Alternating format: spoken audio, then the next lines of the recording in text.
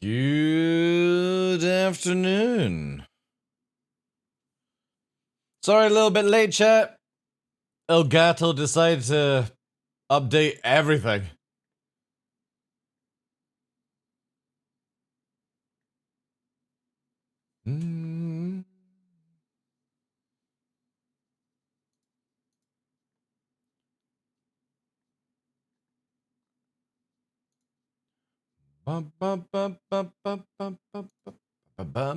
Welcome in, Turbo, Denister, Amp, Wyvrex, Sideways Devs, Imagine, Ubu, Cell, Glitch, Blade Runner. Alright, dude, I'm gonna give you one warning today, dude. I don't give a shit if people are upset about master modes anymore, right? I see any crying in the channel, I'm done with it. You can either play it or not play it. I'm done caring about people's whines. If you're disappointed, that's on you. I'm not. There's nothing wrong with master modes. 3.22. Ever since 3.0, we've had a shitty flight model. It's been broken. Everyone thinks it's good because they need speed and bad calculations to actually play the game. Now you don't have bad calculations and you don't have fast speed. You're getting clapped because of it. Reality checks are hard.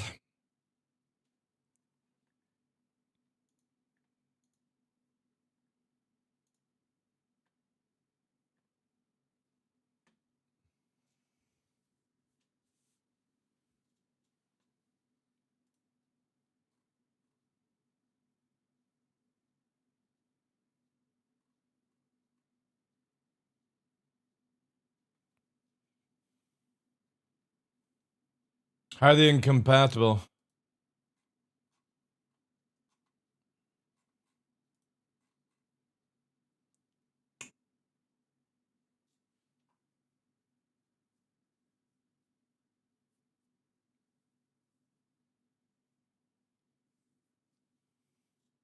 Hello there.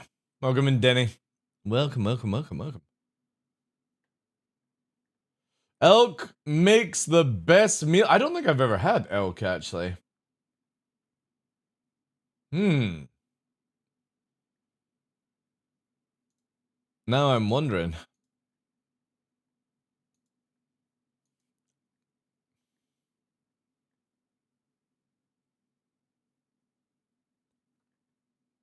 Yeah, I actually quite fancy an elk burger now.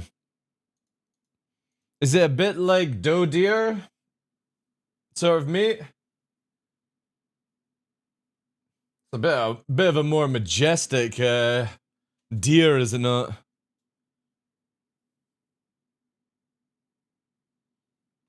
I don't even think we have elk in Scotland. Wait.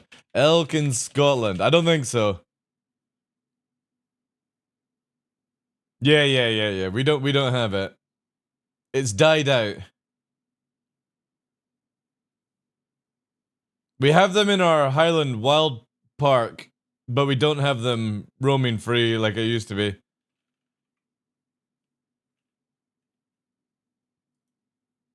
Yeah, it actually does say we ate them all.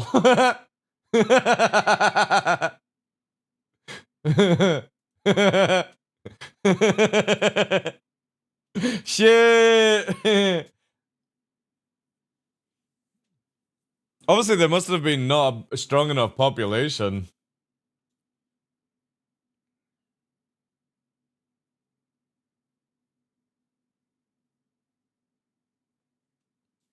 It looks like it's just like a giant fucking moose. Or maybe smaller than a moosey.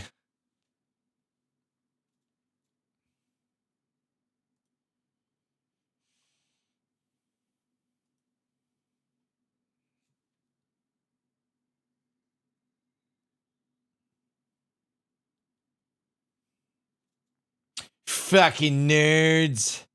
Fucking nerds. Ooh. Good afternoon. By the way, the light's going to be really weird because it's up here just now because this one has gone off again for some reason. So light shadows are going to be different today. I do apologize. It's actually already weird for me to be reading chat like in this general area and the light's not working. But good afternoon, guys. Yeah, sorry I'm a little bit late. I was meant to be on like nearly 45 minutes ago, but Elgato's camera, light system, stream deck, all have had patches, and it just caused an absolute fucking nightmare, as always with these things. So this light doesn't work, this light works. So if I can't get this one to work, I'm gonna have to move this one over to here and so forth. Like, I'm getting very done with Elgato and their bullshit, but maybe I'll just stop patching. Maybe that's the solution. That will be the solution. Congratulations, Sideways. But yeah, welcome in, guys. We have Inside Star Citizen today. However, ladies and gentlemen, one of the best goddamn features added to Star Citizen in a long time has come out. I put a tweet out about it. It's already amazing how many people really don't know atmosphere system in Star Citizen. Basically, in short, they've added in a program called, obviously, like, you know how in 323 you put your landing gear down and you slow down? Well, now you can toggle that off so it stays at the same speed. It's called precision. Automatic precision mode. That's fine. This will eventually change to the auto hovering system. These two features are basically stand-ins, just to get us underway. The other one is gravity compensation. And gravity compensation is for years when you're in couple, you can stay stationary and the ship automatically upstrafes. When you move forward, you automatically upstrafe, even though you're not upstrafing to hold that heading. And decouple, basically, as you went forward, if you had a negative on the ladder, you would fall down. You don't do this anymore now. With gravity compensation, which is default on, it allows you to basically be in decouple and fly horizontal with just forward thruster, which is amazing. This basically simulates lift, which you've only had with couple, because obviously couple fakes everything about flying in general. It's one of the worst systems to have in the game. It's like, CIG have always given people choices. I personally don't agree with this. I don't think there should be a decouple or a couple. It should be a system that simulates when you go slower, you drift more because your thrusters are not pumping out as much power. And when you go faster, it gives you more precision. But obviously, CIG have these two-tone systems. So what you want to do is never turn off gravity. We're going to show you on the channel here. But you never want to turn off this gravity compensation because it basically is simulating lift and decouple. If you're a couple pilot, then you don't need to give a shit, right? But it's very much for decouple users. So low flyers, this is gonna be a good one. Low flyers that have constantly been having their nose down and just up strafing to fly, you don't need to do this anymore. All you have to do is fly horizontal and just press forward, and now you fly. And you only need to use up strafe to dodge rocks. So if you see anyone under -15 with their nose down, constantly snorkeling around the game in 323, shit pilots. I'm just gonna call it out as I see it. Shit pilots. Because you actually have no excuse now to put your nose down in the negative. It is only you trying to be fancy and not crash into things as much. CIG are adding all these cool things that are gonna really, really change the game when it comes to that stuff.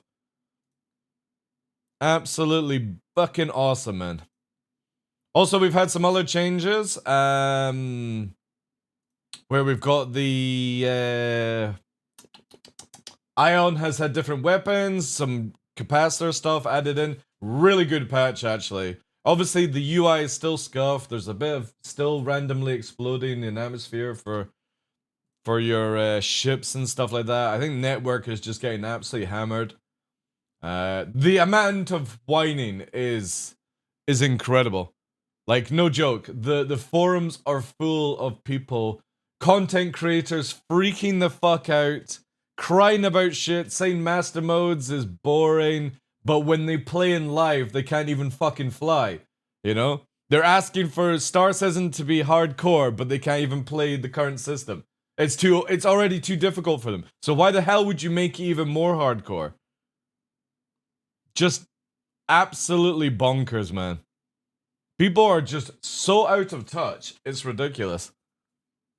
They genuinely believe that 322 is a good flight system, and it's so broken.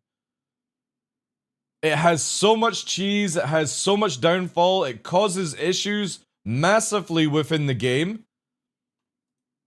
And now that CIG are correcting things, yeah, people just can't deal with it. But the funny thing is, everyone's crying in the general area, and then in their title, they put feedback. It's like, why don't you put it in the feedback area? The only reason you put it in general is because you're wanting people to fucking hear your crying and stuff like that. It's bonkers. Absolutely fucking bonkers. Oh, sorry guys. I need to give you screen power. There you go.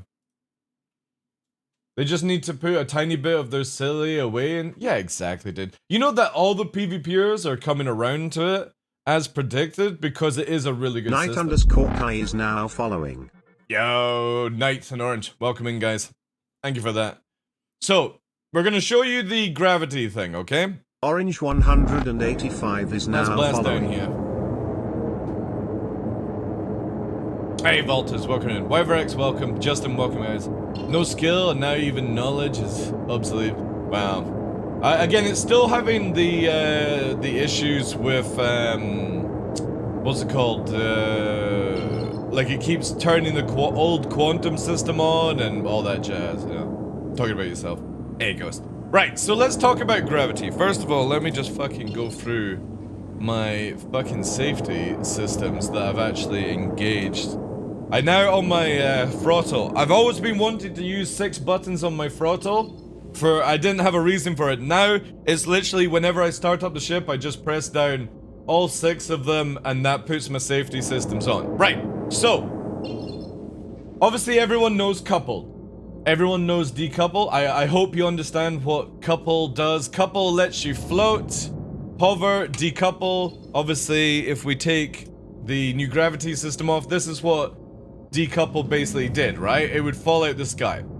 So, in the system, you would have it where you go into decouple, and you would eventually, like, fall out the sky. So, we do here. See how we're falling out the sky? Even with upstrafing, eventually it will fall.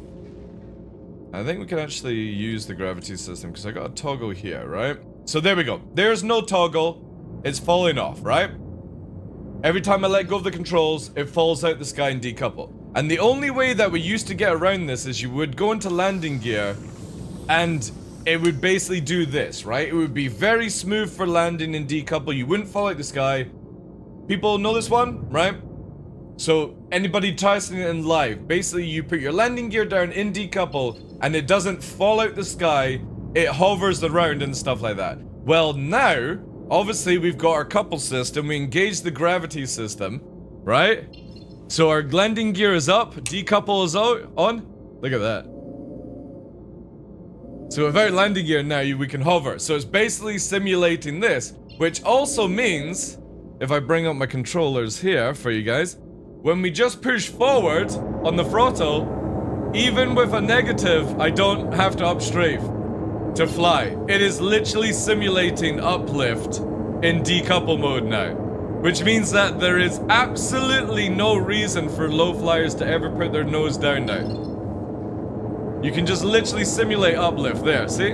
Uplift pulling on the main thruster. For years we've had this where we would have to slightly manage upstrafe to fly around, but now you don't need to bother, right? You just let go. See that? And we're not falling out the sky. Obviously, we eventually will hit the ground because we're decoupled. There's nothing slowing us down. But I'm not falling out the sky whilst I'm doing it. Which is absolutely amazing. So CIG have added this in the latest patch.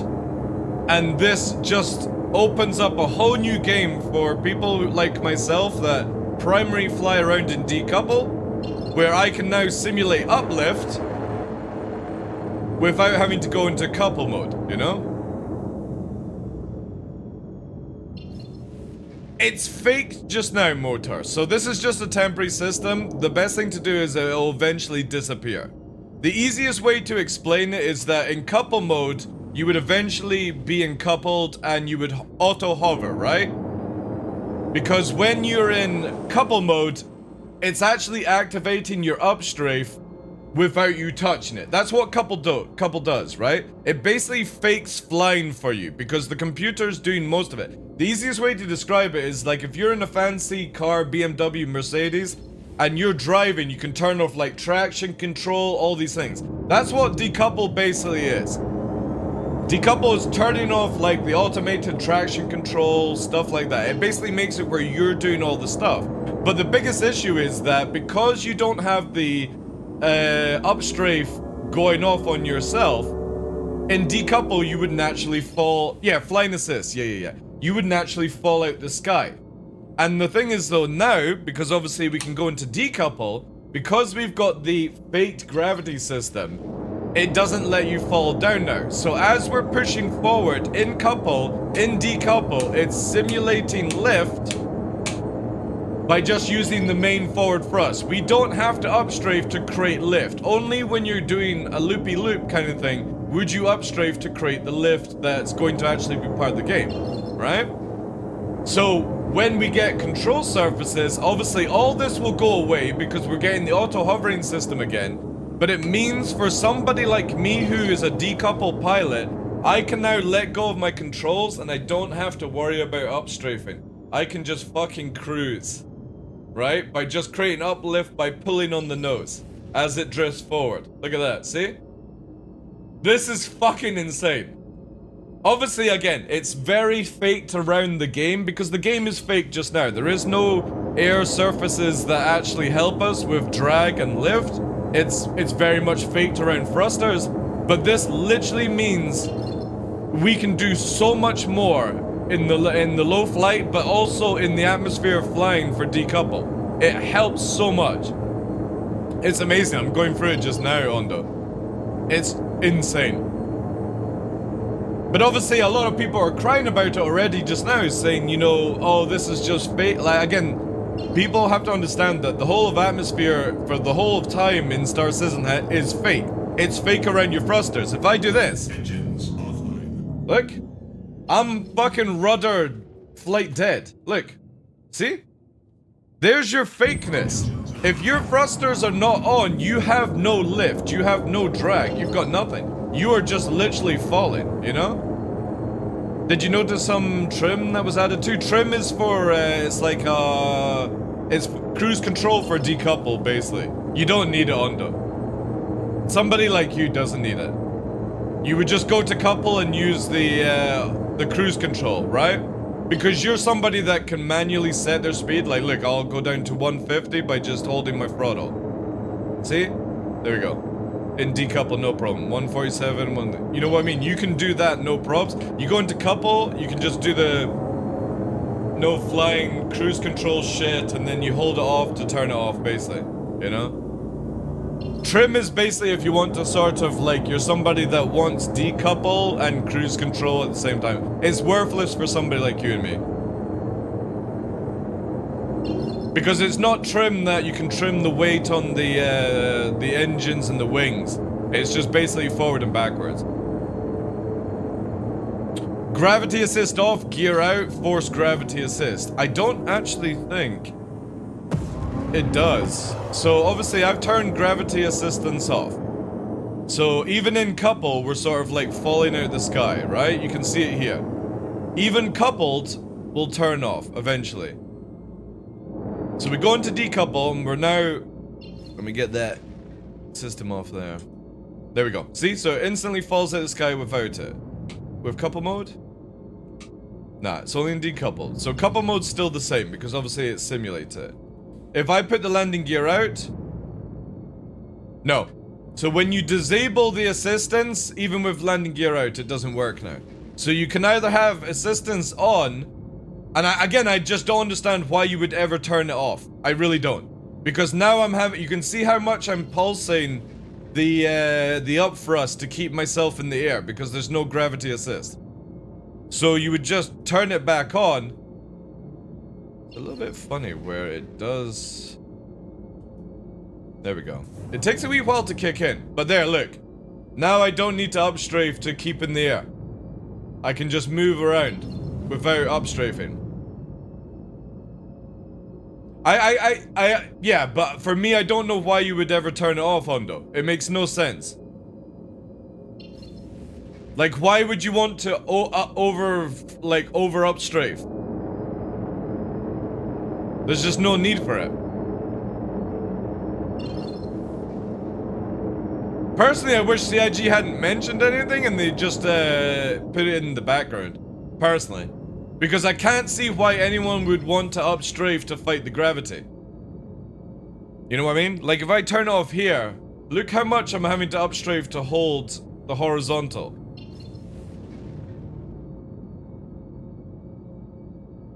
Yeah, that's not having Pox. Hate to tell you that, guys. CIG will make changements and stuff, you know? Yeah, exactly, Justin. Exactly. So it doesn't affect people who are coupled. Because again, when you're in coupled, right? I will automatically hover. I'm slightly going down because obviously, like, it's leveling off and stuff like that.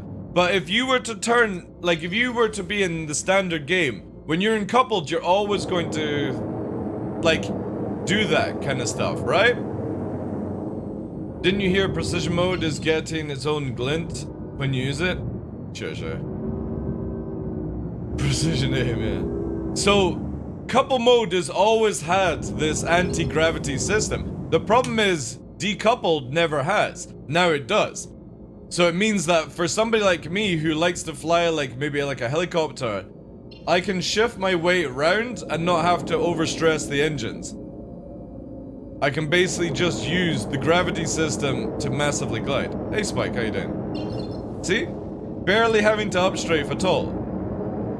I can hold my horizontal with just forward, left and right, right? Now we'll whack up because we're falling down. Because we're not pushing on it.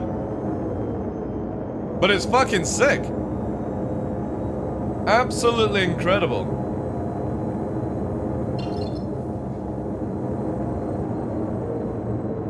Yeah, exactly, Ondo. So again, now people who put their nose down like minus 15, 10 when they're low flying have no excuse. Because you don't need to upstrafe constantly to fake it.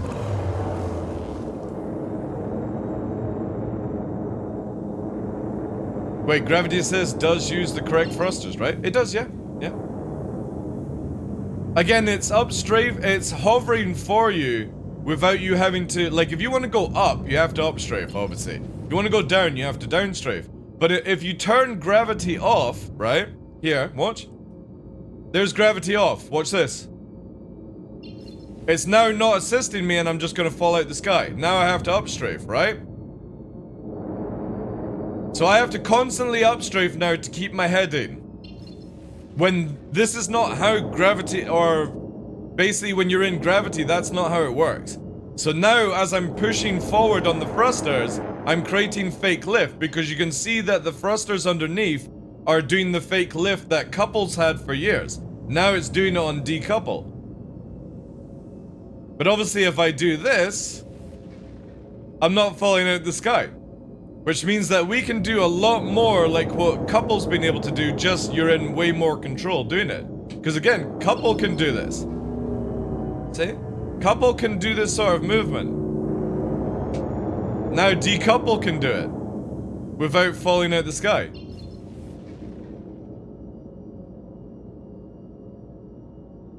Yeah, all that's the same, Justin. All that's the same, dude.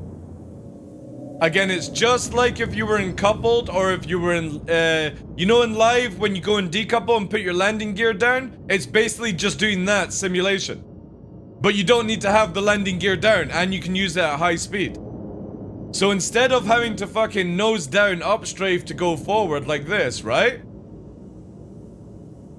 You can now just fly horizontal in decouple and just do that. See, look? I don't even need to pitch ladder anymore. I just press forward and I don't fall out the sky and decouple. I can let go of it. Look at that. No more falling out the sky and decoupled. which is amazing. Decouple didn't get an easy mode, Pox. It's been broken, dude. CIG have just put something in to help for the time being. This is where, again, a lot of people... Dude, couples had a flight assist. What are you talking about? You're even in decouple, you're flight assisted, by the way. You do realize that. It's not you doing everything.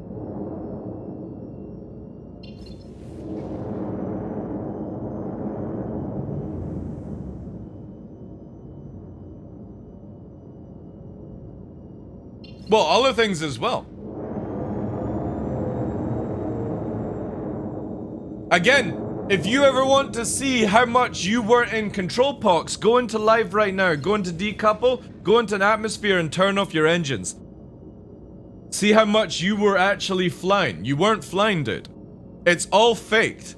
Decouple couple, it's all fake, dude. There is nothing you are actually doing apart from just making your ship go forward.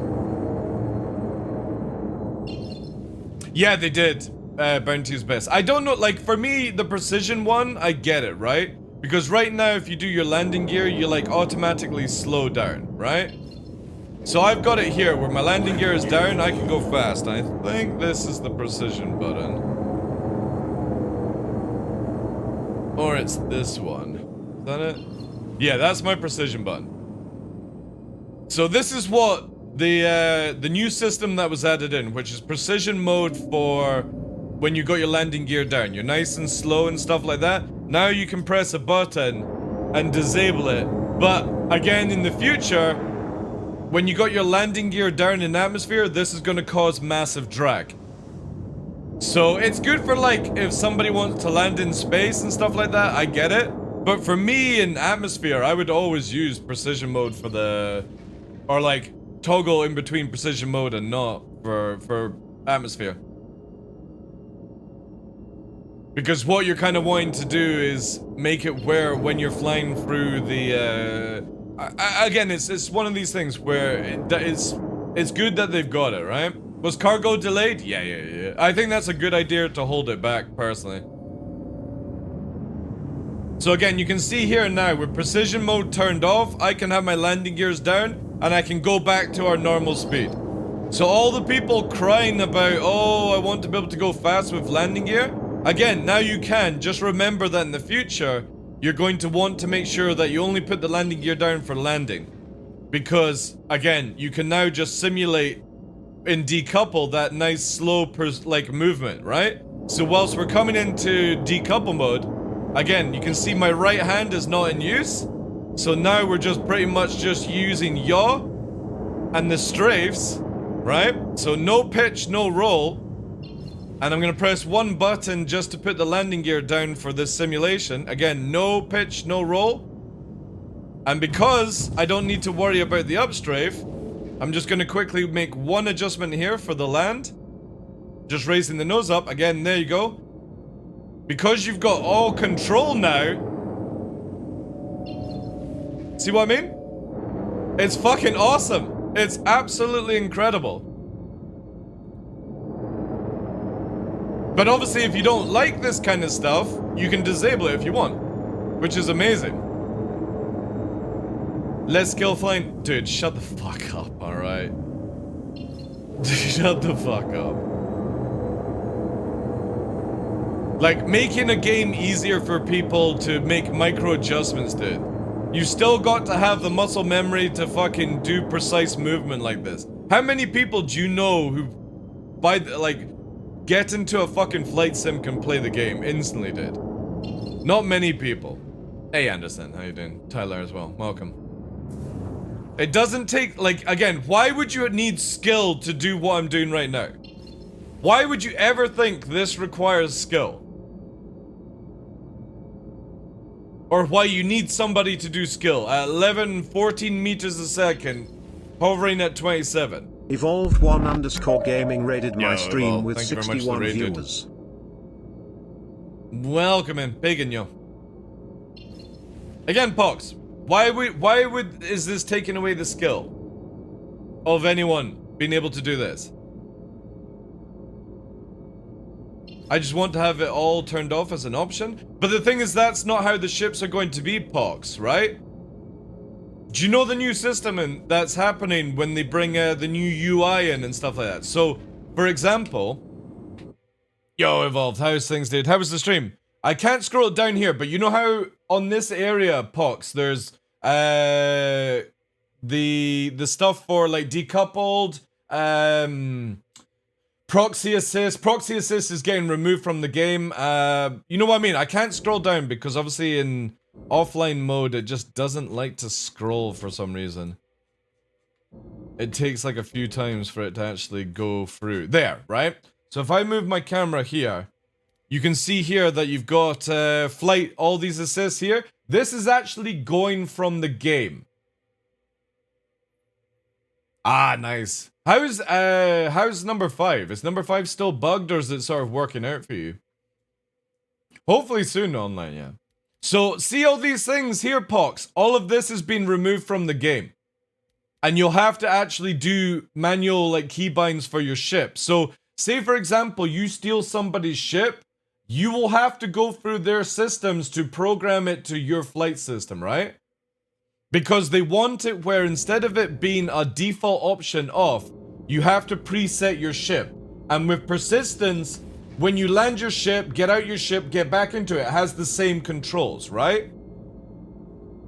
Took somebody a few tries to get it. Alright, so it's still the same. Hey, Koff, good afternoon. So that sounds good. So that's the thing is CIG are giving you the ability to do it. So again, I can turn off gravity in couple mode. You can see here that I have turned gravity off on couple mode. I'm falling out the sky, right? So I have to upstrafe, but it's still just going to fall out the sky because I turned off the systems. Now I have it on, right? And in decouple, I can have it on. If you want this off, for example, you can have it off. If you want to have landing gear go slow, obviously you can have it where landing gear makes you go slow. Up to 30 meters a second right now, or 22. You are allowed to do that, or you just basically program your ship to go fast as fuck. CIG are just giving people options. It's not taking away skill, it's just making it the same reason as when I get into a fancy fucking, you know, Lamborghini, I don't want to fucking have to sit back and sweat my arse off when I'm driving. I want to be able to fucking flip that switch and disable the computer to get that manual flight. There's no difference in your ship. Modern day fighters have all these features. It's not you telling me that the pilot of an F-16 is skillless just because they decide to keep some safety features on? That would be crazy, man. It's like when people say, oh, it's more skillful to low fly with TVI turned off. No, it's not. That's you just showboating. You tell that to any fucking military pilot. Oh, by the way, go and turn your fucking HUD off and your alt meter and your fucking Betty warning sounds. They'll be like, no. Firstly, they would get court-martialed. Secondly, you're risking life. Alright, take care of all. Thanks for the raid as well, dude. Appreciate that. So for me, I love this. I love it that, for example, I can now move the decouple very smooth and precise. So instead of me having to upstrafe and cause extra heat for no reason, I can now bring her in and swoop it like a helicopter. Because again, with a helicopter, you don't have to constantly keep revving it to stay in the air. You just have to control that collective. Now we actually have a full helicopter system. People want a space sim, but not simulated safety features? Well, I look at my bubblehead to verify acceleration. For me, like anyone that has been low flyer that has used decouple for years, Ondo, you'll know how many times when you're chasing after somebody in atmosphere and decouple, would you have to just slightly upstrafe to keep, like, not crashing off the ground. Now you just press forward, which means that no longer is couple the fastest method to go forward. Decouple now has the same advantage.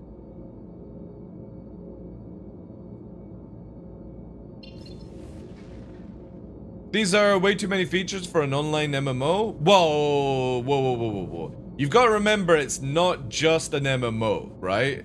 It's not like an MMORPG, it's an MMO sandbox. And if you've ever played a sandbox before, sandbox games have a shit ton of mechanics. Because that's what makes it fun. The fact they have to sort of second life it, basically.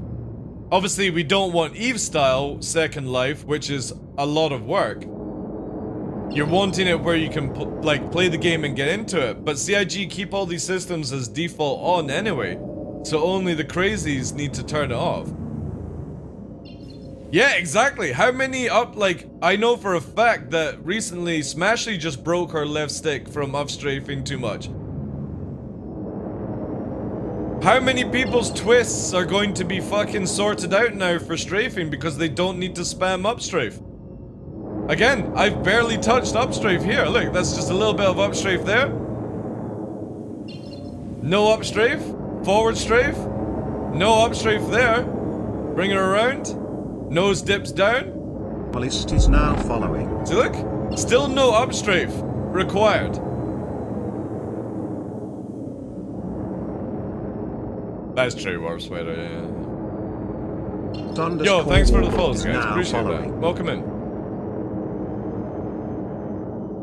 I got something twist this. Oh, I see. It's one of these wise guys. I fly sitting backwards eating spaghetti hoops from a can with everything turned off. That's fair. Echo is now following. That's fair. That's some hardcore shit. Do you let a dog lick your feet at the same time while saying red backwards? Finally can give decouple try an atmosphere. Was annoying before. Yeah. Again, look how smooth it is. Again, for me, my flight peripherals is the right stick, which sits in between my legs, is pitch and roll, right? And my left stick is basically all strafes, and my pedals are the yaw, which is what we're doing just now, turning around. But look at this.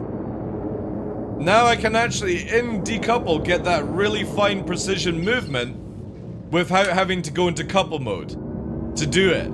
So couple mode, you would have to do this so you don't fall out the sky. Now I can just do it in decouple, and it's so silky smooth. So what's the drag stop like in atmosphere with decoupled? The drag stop is the same as coupled. They've actually moved the flight systems over to the same now, Pox. So obviously, if you're in couple mode, the computer's going to assist you as much as possible when flying, and decouple, it only assists you with gravity. So everything else, you're having to do manual, right? But here, look, see? Couple, decouple, couple, decouple, couple, decouple, you know. So I will slow down in atmosphere even if decouple. No, watch. So I'm in decouple just now, 224.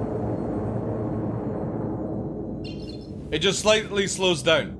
But this is what it does in live just now. The difference is I don't fall out the sky, you know? So I'm still moving, 70 odd meters a second. Sorry, I should have locked the camera so it doesn't bounce. Still 56 as I'm falling.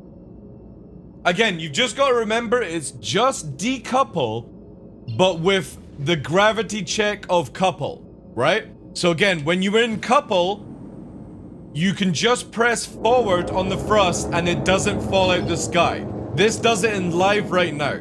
And when you went into decoupled, this is me turning gravity off. See the TVI just falling? Whee! That's what it does in live right now. It just falls out the sky. But when you go forward and let go, this is what coupled is. But you see how it's going down? You see how the TVI is crashing? That's what it does in live. Because that is not right. If you are applying forward thrust, you do not go down at the same time. You gain lift to go up. See how it's the TVI is down. It's constantly pulling you towards the ground. Now with the gravity assist, as I push forward in decouple, I don't have to fight against gravity because I'm gaining lift, if that makes any sense. And obviously all of this will go, Pox, when we get control surfaces. But then even decouple will fall out of the sky, couple will fall out of the sky when you start going slow. Because your under engines or your maneuvering thrusters will not be able to compensate with gravity and lift as much as it does just now. Because gravity will pull you down, and your thrusters are going to overheat. This is why ships with VTOL are going to be so much better for hovering, and a Gladius will have to keep moving. Right? Yeah, warp spiders. So, for example, if this was the control surface version of Star Citizen, I'm going to be able to do this with the Gladius, but I'm not going to be able to do this. Won't be able to do this with the Gladius in the future. Because your maneuvering thrusters will not be strong enough, even in couple mode. They will eventually burn out and you'll fall out the sky. So you only are able to go slowly to land and take off, but eventually a Gladius will have to move like this. It will not be able to go, oh, yo, you're on the ground. Oh yeah, now you're dead, now you're dead. You won't be able to do this. What I'm doing right now, you're not going to be able to do in the future with some fighters. Only VTOL ships. And as far as I'm concerned, there's not many light fighters or fighters that have VTOL. It's pretty much Cutlass, the Valkyrie, stuff like that. Which means that, again, people on the ground will not have to be worried about somebody turning up in an F8, which can take 15 railgun shots, by the way, and just do this to you, right? You will eventually fall out the sky. So again, it's just basically, for now, it's simulating what we will eventually have.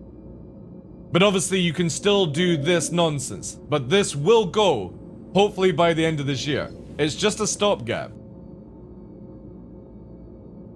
And I can't wait for that, because again, this is how you would simulate, basically, a Gladius in the future, right? So we're flying around, and we're like, alright, cool, I've spotted my spot. Instead of you just slowing down and going fast, you're going to be doing something like this. Bringing it around, getting that speed down naturally, right? So we're starting to slow, we're starting to glide in there. And we're not trying to use as much of our main thruster. Still doing 70 ms. This is what you'd be landing on a carrier speed. Landing gear goes down. Now we're starting to strain our engines because we're super slow and we're wanting to come in and just basically do this. Nice and smooth. Done.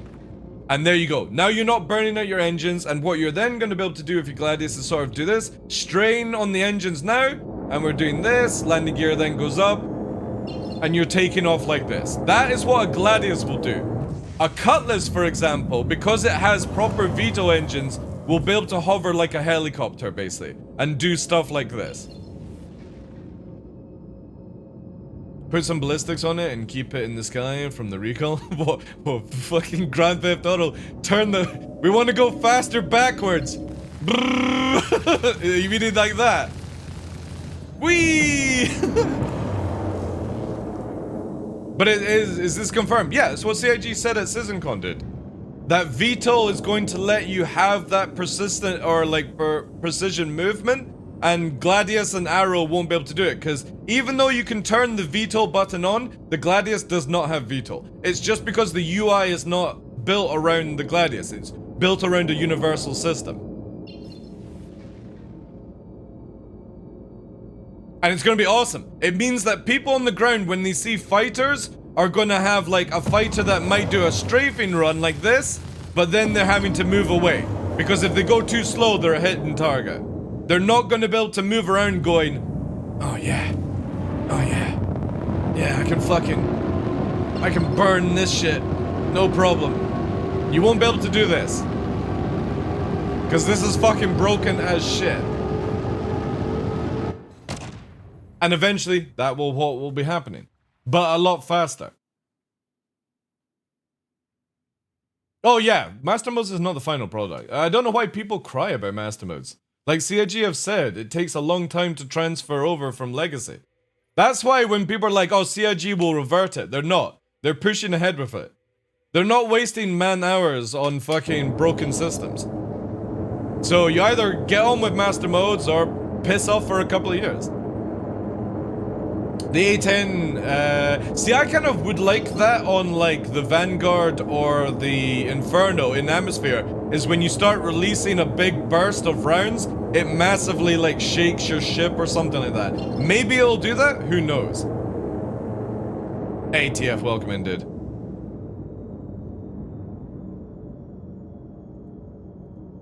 Let me just sort this out here.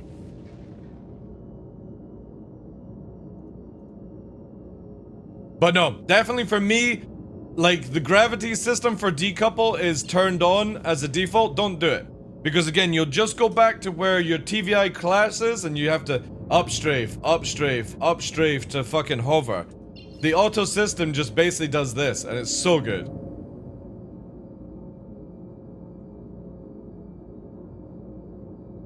It's hard to go backwards, yeah. Again, there's a lot of changes when it comes around atmosphere and it's gonna be super, super good. Because I'm fed up of people just doing this, right? This is not fun. I'm in a big ship. All I can do is just shoot you with all my guns. Somebody on the ground has no chance.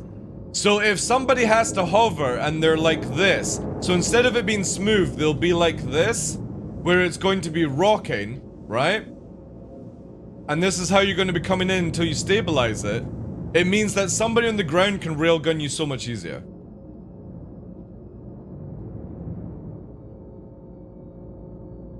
Well, backwards right now, obviously you can go backwards at speed, right? So we are going backwards here at 100 ms. This is so stupid. But the thing is, when you turn in any format, what happens is the ship spins round. See? And you fuck yourself in the process. Now, in space, obviously it doesn't do this. CIG are going to try some other stuff where maybe you black out faster going backwards, just to, again, make it easier for people to not cheese the game and stuff like that, but yeah. See, for me, Pox, this does not take away the skill of the pilot. This means that, for example, somebody who's wanting to learn to maybe get into low fly, it doesn't have to fight with a broken mechanic in the game. That they can actually come in and just start low flying and enjoying it, and then obviously get faster and faster. They'll still crash into rocks, it just doesn't mean you have to fight with gravity, you know? Or Corsair. Cockpit would be a washing machine with ballistics. True.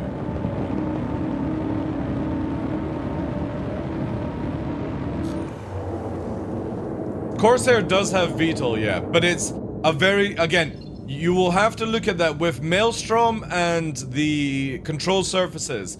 Only ships that have like the Cutlets, for example, and the Valkyrie will be very good in VTOL. Now, even though the Connie has VTOL, the engines are very small. So it might burn out because of the weight. Starfarer has VTOL, but again, it could burn out. It might be where you just don't bring certain ships into a heavy atmosphere. You know? Do you know the setting to turn off the gravity compensation? Why would you turn it off? It's literally in, here. I won't be able to do it, but it's in a movement right at the bottom. But I'm very curious to why you would ever turn off gravity compensation. Why do you want to over upstrafe to stay in the air? It has tiny VTOL engines, but yeah, again, the VTOL is only at the back. The thing is, it doesn't have any VTOL in the front. So with Maelstrom, it basically dictates what engines will sort of do and stuff. Yeah, but dude, you're losing too much speed for upstrafing. You realize that when you're in decouple in live and you upstrafe, you actually make your ship go slower. I don't know if many people know this.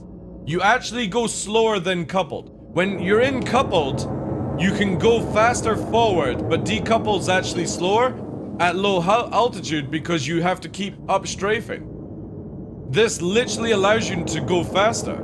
A lot. Because if you think about it, when you're in couple mode, you're only doing one axis, right? You're only pressing forward, but when you go into decouple, you're having to do two axes, which means instead of using all your afterburner just for forward thrust, you're using your afterburner for up thrust as well, which drains it faster. So if you actually have the gravity thing on, it means that you can low fly with just forward thrust and pitch, and you can use way more afterburner to hold it. And again, all you have to do is just use your upstrafe to dodge. But look at that. Decouple, I'm not even having to upstrafe. Or downstrafe, I'm literally flying with the power of lift. And look how much afterburner I get, and I'm not even in nav mode.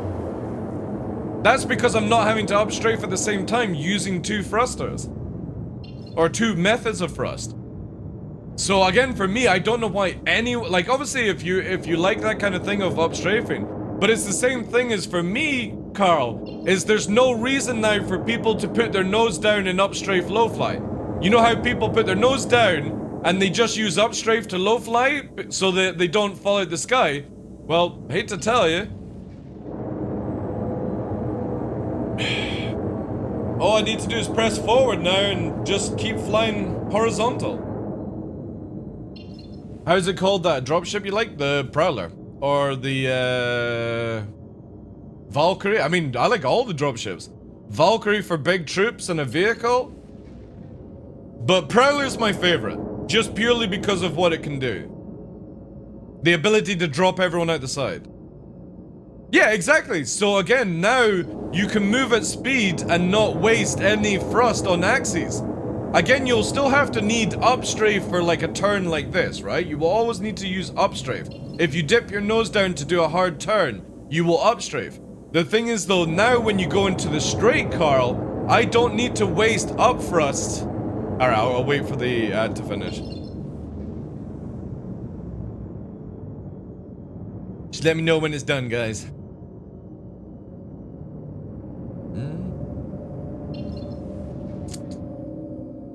The cutlass is a poor design. The thrust is not in the center line. Yeah, exactly. So we don't know what will happen. We don't know what will happen when people, for example, don't have, like, the Valkyrie is very central VTOL. So is like the Prowler. The Hercules, for example, has really bad centering. Welcome back, dude. Right. So what I noticed that you were saying with the ad. So again, you're still gonna have to use upstrafe, right? But instead of you wasting precious thruster or precious afterburner to upstrafe at, say, this height, right? You would have to be like, so if I turn off gravity, you can see how the TVI is going down. Look how much upthrust I'm having to maintain in the old system at this speed. It's crazy. Nearly 1 G of upthrust just to stop fucking going into the ground. And when I do here, for example, you can see there, the fucking G system is fluctuating by another half G just to stop going into the ground. It's fluctuating too much. This drains your afterburner and it slows you down. Now look how steady my G system is. Instead of doing 1.2 Gs, I'm doing only 1 G forward. I'm saving so much resources by just using the gravity system.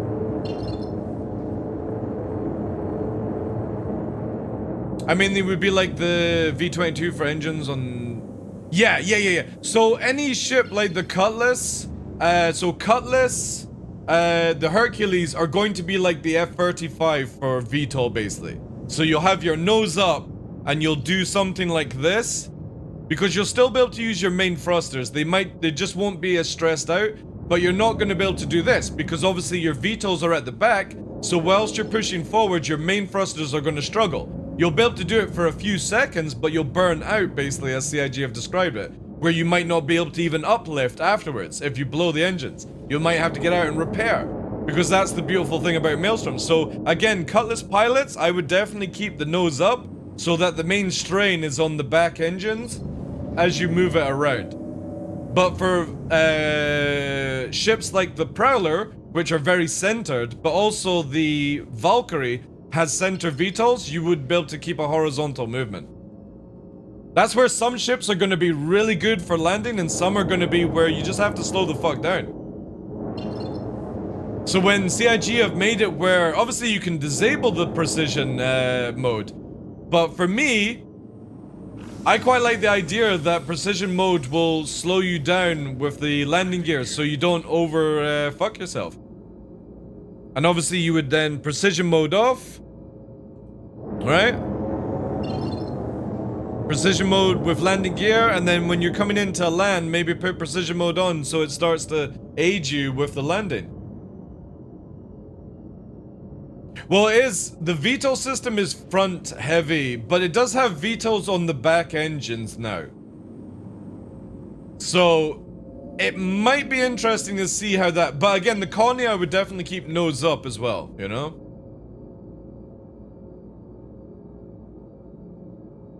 I think so as well. Like, Cutty will be a very good, like, helicopter flyer. Where you do something like that. Yo, Astro, the 10 bomb. Thank you so much, dude. That's super generous. If you got a gifted sub, guys, please say thank you. Thank you, thank you, thank you. Never a good day when you overfuck yourself. Exactly, yeah. So for me, I'm fine with... I will always have the auto gravity on, so I don't have to waste resources in decouple. And for me, I will have it where, for example, landing gear will always have no precision mode on. But for example, if they ever add in storms and stuff, then it's simply turn the precision mode on the console. And there we go. Now I've got landing precision. I don't want precision. I can move it a little bit faster. Oh, it's so good. The new model is insane. Hypermind. And we don't even have control surfaces in yet. This is what I mean. Like, every time I hear somebody whining, every time I hear somebody, like a content creator who generally can't even play live, crying about master modes and what it does, they don't realize how good it is.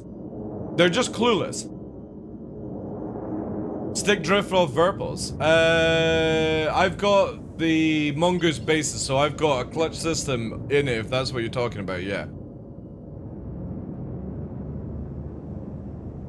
It needs more evasion for me to like it.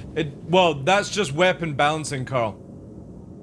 Because we're going slower, CIG overtuned the weapons, but actually they've lessened the range on stuff now. So you need to try it again, because literally the past 2 patches, they've nerfed gun ranges. So we don't have fucking, like, crazy 3k shots on some weapons, only the big stuff. So you can actually dodge shots way more now. I just hope I can do all my fancy tricks. Would it be like what Dustin does? Is that what you're talking about, Jinx? Are you talking about fucking flying around like this? No, you won't be able to do that shit, dude. No. Sorry, dude. That is the most phony shit in the game. That's not how, like, that's not how gravity works. You would only be able to do it on, like, a very low G planet, basically. It's, oh yeah, I'm not trying to say it's not fun, but for a game, for a game that's trying to prevent many things. So, for example, Jinx, right? CIG want it where fighters can stop doing this, right?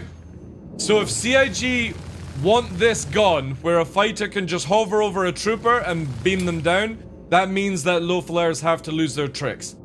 Because you can't have this, or basically you can't have your tricks and not have this at the same time. It's not how the IFCS works. So when we're doing stuff like this at slow speed, and you're basically doing this, this has to go to give people on the ground an advantage. So, but the thing is, you can still do other fancier things. So for example, the loops now are a much harder thing.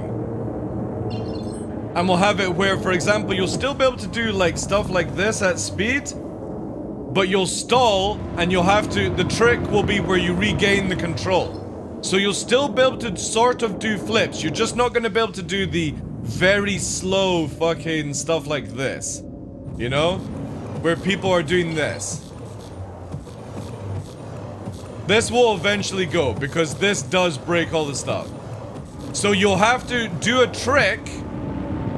Say, for example, we go into like a reverse nose like that, right? You'll have to do that, and then you'll have to quickly grab it before it stalls. So you'll still be able to do a lot of cool stuff, but yet the low flying stuff that like Dustin does, where he's spinning around on an axis, that will go. You'll be able to do a spin, but you won't be able to hold the axis. Not possible. Because you will stall out. Your thrusters won't be able to carry you. Unless maybe you go slow enough and go into a VTOL ship that allows you to spin around. We don't know. But the idea is that you're not able to hold like this, for example. This has to go to let people on the ground avoid somebody just beaming down like this. I can't wait to train atmosphere with control. Oh, I can't wait for it either. So again, you'll still be able to do like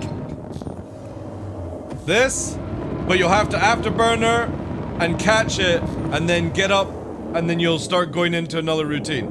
You're not going to be able to just go forward, roly-poly, float around. You're not going to be able to do stuff like this because you will fall out the sky. Even in atmosphere, like low gravity. You'll just be able to do things a little bit faster, yeah. Yeah, you'll have to do new stuff, yeah. I don't think it'll take you guys long to learn it. It's just obviously the major thing that I would say to people is you want to avoid being like a negative ladder. So when we get control surfaces, you'll probably have 0 to 5 to 10 to be alright. But when I see a lot of people low flying at 20, this goes out the window because your up thrust is not going to be able to outpower your main thrust. It does just now because we don't have control surfaces in.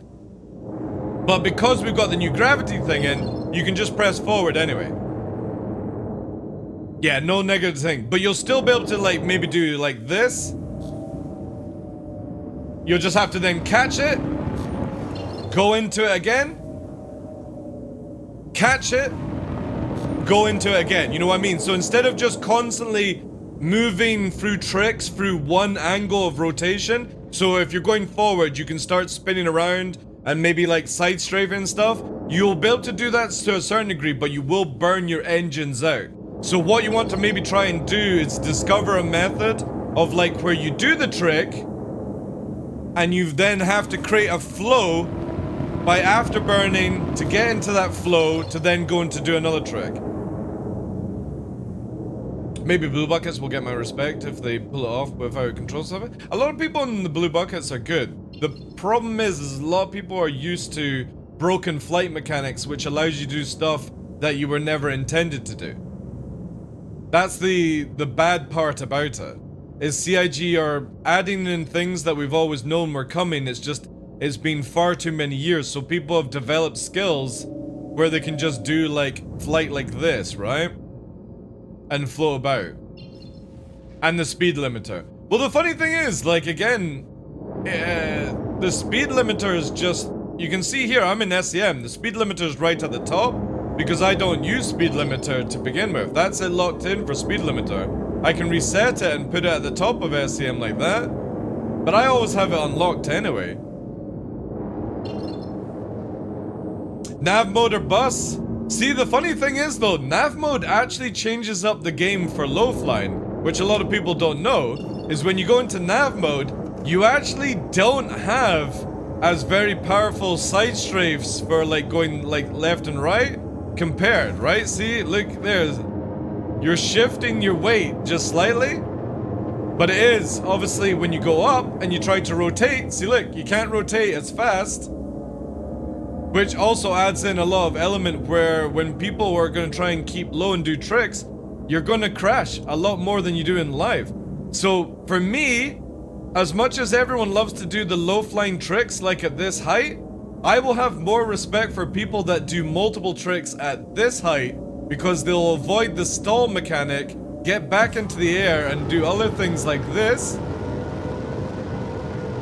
And it's a little bit more like a realistic flight show at that point instead of fucking just spinning around on one axis, you know? But the biggest thing that this will give us is formation flying is going to be so much easier.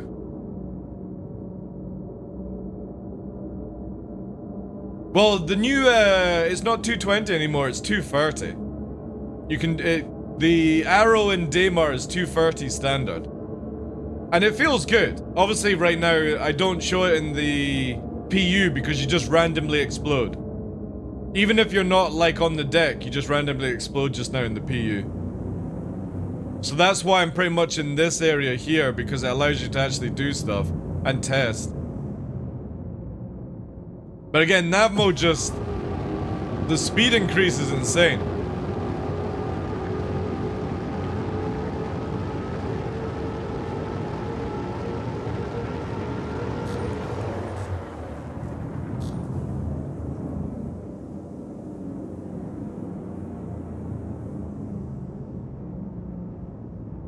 Yeah, I know, I hope CIG can fix it. Because I would like to test out a lot on Daymar, but to be fair, I've been having a lot of fun in this area. Are the top speeds the same out of atmosphere? They are more faster than what we have in live. So when everyone has been complaining about navigation mode in like master modes, people don't realize that you're actually going about 50 to 100 ms faster than what you were doing in live. The difference is for a big ship, you don't want to go into nav mode in certain ships until you break 10k ceiling. So again here, right? We'll do a straight line at just under 500 meters off the deck. The Gladius is pushing 400, right? 400 meters a second in nav mode, shields down, afterburner, right? It's gone to wave 2 now, Justin. Now let's go up 5k. So we'll now hit 5k and watch how gravity affects the plane or ship spaceship. So we're up to 3k, 4k. We're coming up to 5. We're just coming up to just above 5k now. So again, remember it was 400 at that height. Now we're doing nearly 500. Over 500. Let's go up another 5k. So just like it is in live, if you want to go faster in your ships, you have to break gravity. That's all it is. Obviously, I've got a little bit on the simulator because we're going to die here. So we'll push towards. We're at 9k. Now I'm doing 500. Now I'm doing 600 in the fighter. So again, just like it is in real life, you're breaking gravity and getting lighter density. Because the air is it's very light on the ground. Air resistance and stuff like that, you know? It would be, but you're also breaking away from gravity. You can't go fast near gravity. So just like it is in real life, when you go further up into our atmosphere, into the sky basically, you're able to go faster because gravity's not holding you back as much.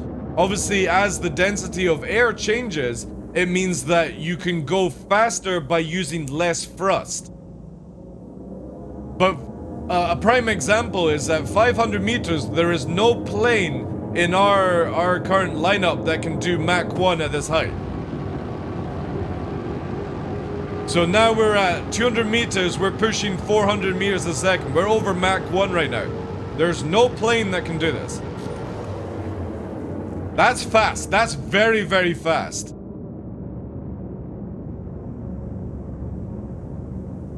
But obviously that's where shields down, guns down, all that jazz. That was with boost though, devs, yeah. In live, a Gladius can't go this fast. No fucking way. A Gladius, we can boot it up if you want, but Gladius does about 300. And that's with afterburner, by the way. So when we're in SCM mode, for example, right? We're now at 224, 25 meters a second. With afterburner, we're just short of Mach 1 at this height. 330, right? Because again, no plane can do Mach 1 at under 200 meters off the deck. But if we go up, for example, and we start getting away from gravity and making it where there's less air resistance, right? We get to, say, 2-3k height. And now we afterburner. Now we're over Mach 1. We're doing Mach 1 now at 2k height. Which is actually very realistic because most modern day fighters generally don't do Mach 1 until they're about 15,000 feet in height.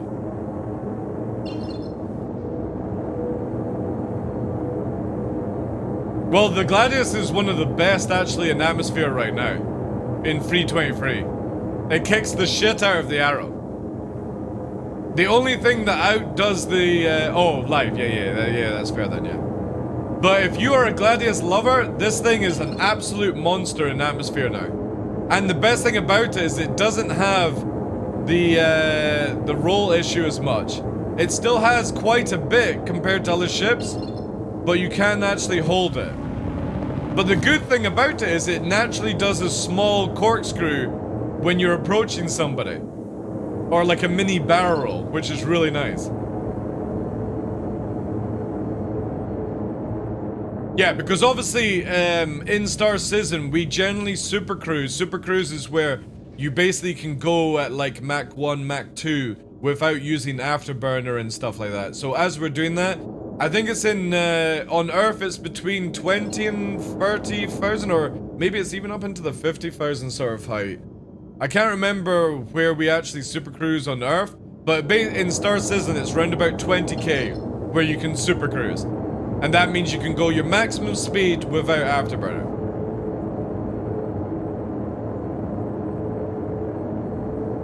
Does Micro have trees in 323? Yeah, it does, yeah. This is not Microtech, guys. This is not Microtech I'm on. This is, fuck, I can't even remember what this place is. It's not Lear. Is this Terra? You sure? Ellis Green. Yeah, that's the area of the racetrack. But is that what the planet's called? Ellis Green. So it's Ellis. I know, but they stole my trees. To be honest, the trees in Star Citizen are very... Yeah, that's it. Right, okay. So it's the Ellis system and the planet's called Green. Kinda wish we had it. No joke.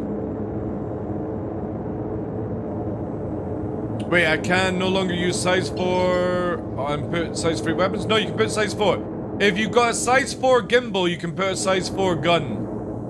You don't ever have to downgrade weapons unless you want to. I do like LS, yeah. I wish I could go further because there's some beautiful mountain ranges. By the way, if you guys don't know, whenever they do these maps, they're actually fully rendered planets. We just get hit by a fucking zone wall, which really pisses me off. I wish CIG would let it take it off, you know? Hey Zelran, how you doing? I don't know why you would... Well, again, maybe if you want more shots, I could understand you downgrading or something like that. If you want to be like a support with more saturated fire, then you would downgrade, right? More charge per... Yeah, there would be some ways around it. It's the same as Good Doctor, by the way, online. If you actually, obviously you can't do it anymore, but you used to be able to escape and walk around the whole of the planet in the Good Doctor FPS map. These things are fully rendered, by the way. It's a fully rendered planet. It's just got a zone. That's it. That stops you from going. CIG have confirmed this many times. In that distance, if we didn't have the zone lock, I could travel around it. Again, go and look at the old Good Doctor videos. There's people, when Good Doctor came out, that sort of like placed FPS in, you could actually jump out of the FPS map and you could run around the whole planet. There was no boundaries. It was a fully rendered planet.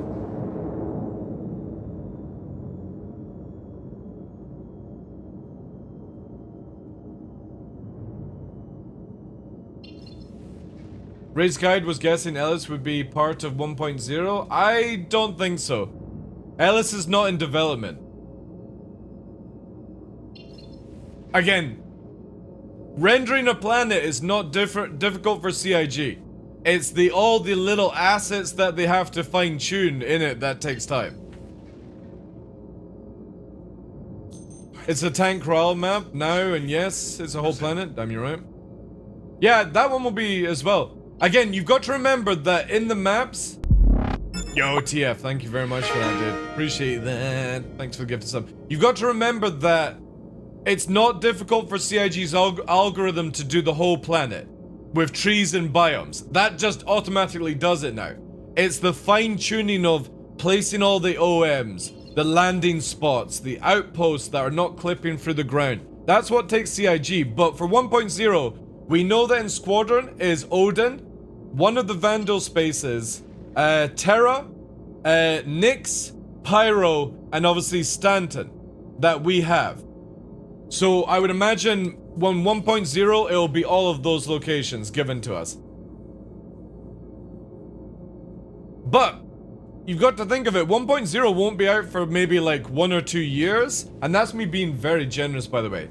So 1 or 2 years, we've got a whole department now that build planets and solar systems.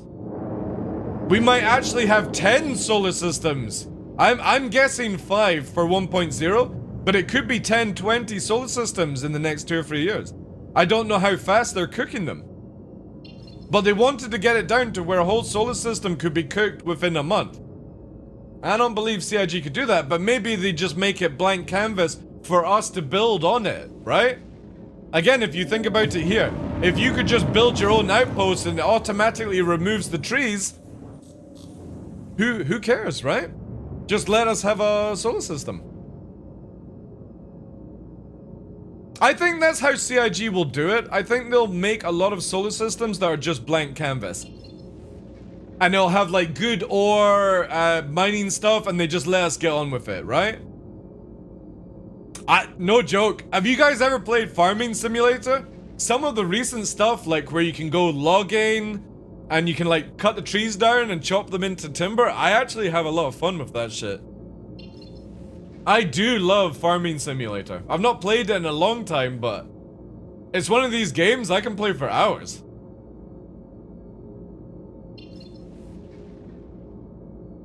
I think it should be mandatory to use A1 or A2. Maybe they bring napalm. I still think they should allow a napalm bomb. I know most people wouldn't like napalm bomb, but we could call it plasma bomb, right? Does the same thing. It's just not made with soap and stuff like that. Yo, TF, thank you very much for that gifted sub. Appreciate that, dude. But yeah, like, let's defortize by napalm. Plasma. Agent Apple. Yeah. I'm down for CIG to do stuff like that. But only in systems that are blank canvas. I don't want people just dropping napalm on, like, Hurston all the time and stuff like that. Man, I love this new gravity system. I like, no joke, in Decouple, being able to just chill, chat to people and not have to worry about upstrafe is so good. I think, what would, like, anybody here a Helldiver player? I think CIG need to really start looking at Helldivers and adding some of that shit. I want a hell bomb. I want somebody to be able to drop a hell bomb in. I want to run in and press the button, jump into a fucking jeep and watch it just fucking nuke an area.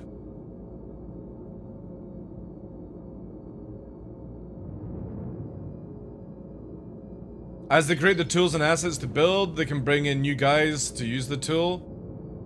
Yeah. Let's see into the soul of the trees.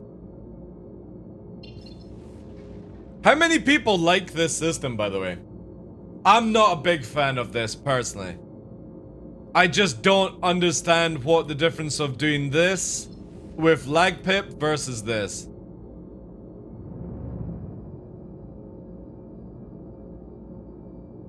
Yeah, I would agree it should only be in turrets. I don't like how this does it. And you're meant to be able to zoom as well. Which is like, is it right alt, right click? No. Right alt, please? What the hell is the zoom button? Ah, maybe not even got zoom programmed. Yeah, turrets and maybe the ion, yeah. Just need to add terminals to the sides. I also kind of wish that instead of the bombs, you could put it where it's drop pods. So A1 flying in, 10 people in drop pods, boom, boom, boom, boom, boom, boom, boom. It just drops all 10, and they embed into the ground like Helldivers, and you have to get out of your pod. I think it would be sick as fuck. And then you could just make it where it just disappears over time or something. I wouldn't even mind that if it just disappears. You know, like after 10 minutes, like the pod itself just disappears. Yeah, because it's cool as fuck, dude. It's got a lot of cool things. Oh, by the way, I'm trying to get CIG to get rid of the water on the canopies. For over 80 ms is my goal, by the way. I will be trying to create a Spectrum post about it. So right now we're doing just short of Mach 1. And we've got water on the canopy. The moment you go over 78, 79 ms, you don't have water on canopies. This would help with microtech flying and all that jazz. And even when you get low to the water, surface spray. There is no surface spray here. There's surface spray there. But where the hell is the surface spray coming? Self-destruct? Oh yeah, it could just self-destruct. Yeah. After you leave it, it self-destructs. Yeah, that would be a good way of doing it, yeah. Yo, Arcane, thank you very much for that, dude.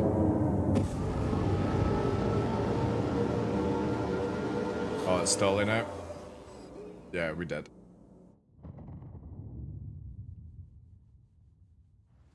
Wouldn't that will ruin the TDL drinking game? Take a shot every time TDL munches. It would. But it's very annoying. And especially for ships like, let me show you this. This is possibly the worst canopy that we're having to deal with. This is another really good ship for atmosphere.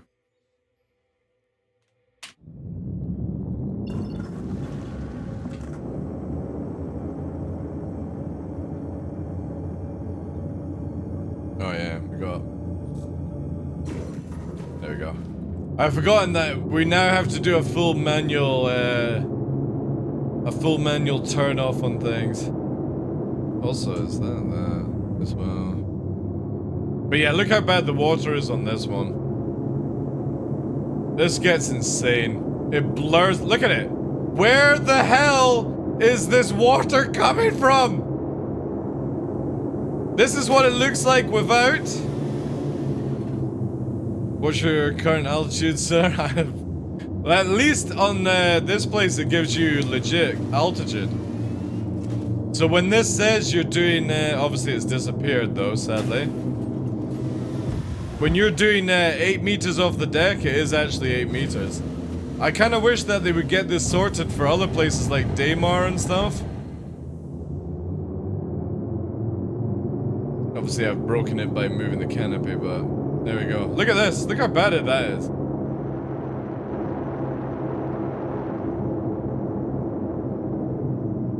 And it's even worse when you're low flying with somebody.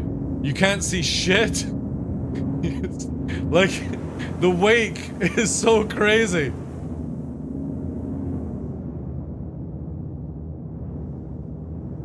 Yeah, I think yeah, because it's stuck behind the straw. Yeah. Again, hopefully CIG maybe moves it, because yeah, you're actually right. It's right behind it. CIG could possibly put it in the center. There would be plenty of room. But this UI is not the final UI. We've got all the new stuff coming later this year. This is just temporary just now.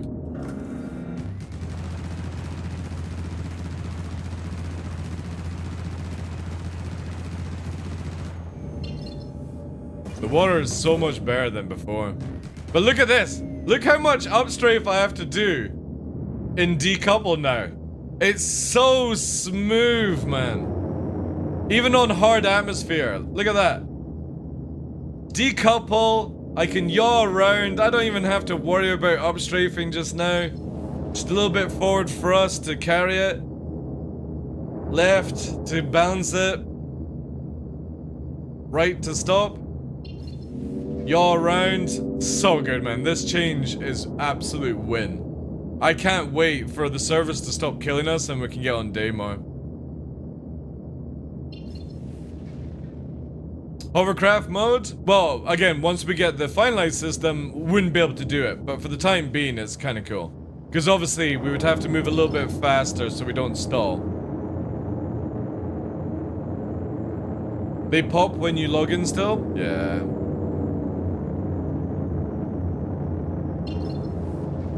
Because obviously, you'll be able to do something like this, but if you go like this, you would stall.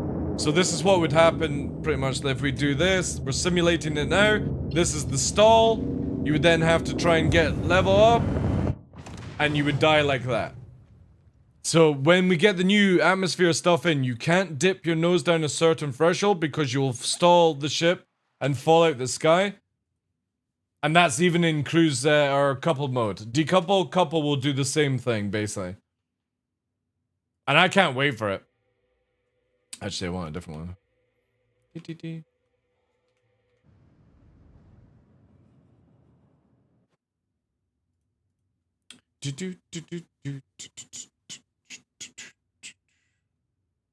This is one of my favorites right now for atmosphere. This thing is an absolute beast. Welcome to Robert Space An absolute beast. Right, full safety check. Actually, we would do that as well. It's nice that I'm actually able to use the buttons now on the ship.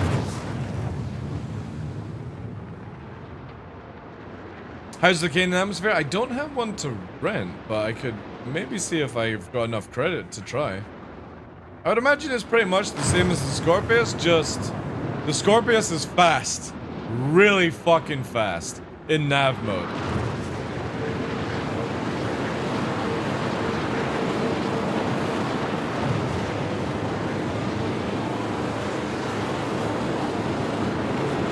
So we're pushing nearly 500 off the deck. This thing is so much faster than a Gladius, but at the same time, look at the turning circle that I've actually got at these speeds. And this is without control surfaces. It flies very much like a super fucking jet. And again, we're gonna turn around. The amount of airspeed that we actually lose right now is insane. See how it's drifting? See how I can't pull back round? I have to actually apply afterburner to get it to go round. But I'm fine with that. Yeah, overdrive ends with it. What do you use to look around the cockpit? Toby. They've actually fixed Toby in 323. I would say it's just as good as Track R now with the Toby boost, if not better. No air buffering? Well, again, even with wings out, it doesn't do any difference right now in flight. Eventually it will do though. You'll be able to create more lift once the wings are out, but hopefully we'll be able to go faster in the straight or in the dive with wings down or wings closed.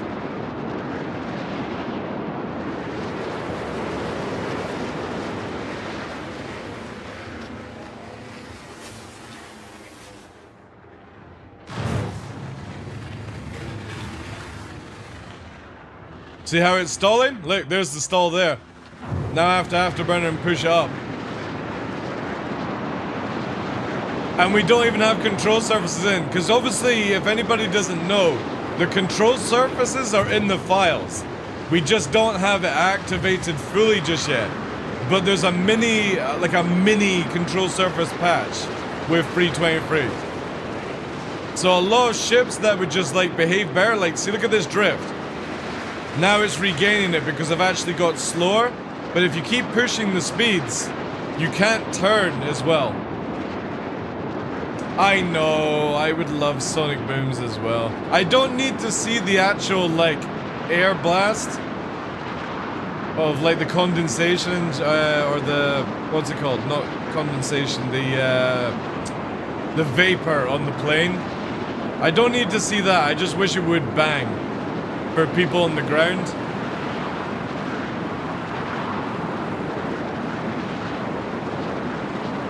But yeah, this thing is an absolute beast. The problem is the turret is... Oh, wait!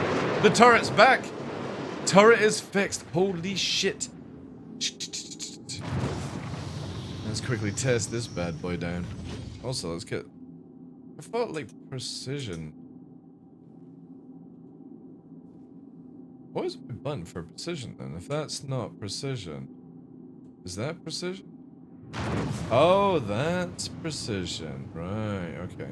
Yeah, I'm gonna have to look through my keybinds again. I might have to actually label this shit. Right, this. Engines off. The turret is actually working. It's been broken for a long time. Also, we need to check out the Ion more, because the Ion has... Yeah, the matte cone, yeah. It's the same as I would love it where like certain ships that have like the F-22 sort of thing, when you pull up and you turn certain ways, the vapor rolls off the body. I would love this in Star Citizen. Ooh. Oh, that's pretty good. Look at that. Dang, that's the first time I've actually seen... Looks a bit goofy, but it is actually working. So how do we get in as a gunner? Oh, wait, do we need... Is it right click? Ah, yeah, shit, it's right click. Do here. Hmm.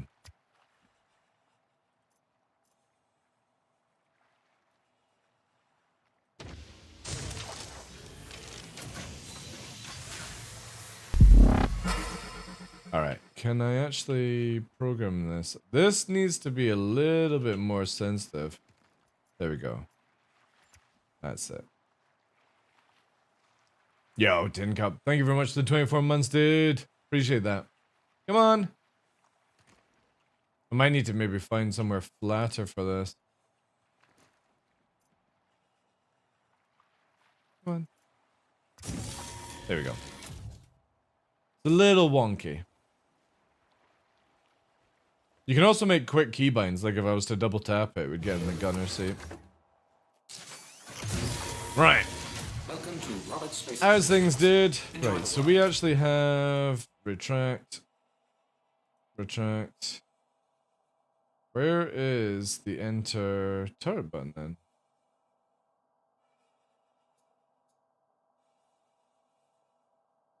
Oh, is this still broken? This looks like this is still broken. Or do you have to actually nah, you shouldn't have to keybind, right? Alright. Maybe I'll have to do this. Oh, this is an offline mode. This is gonna be pain. Ceiling? That's a good idea. No.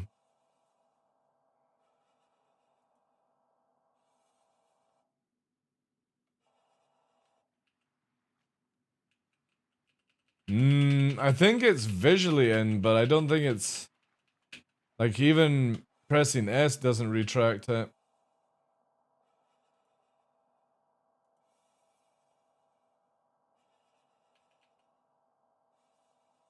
I love it. Oh, wait.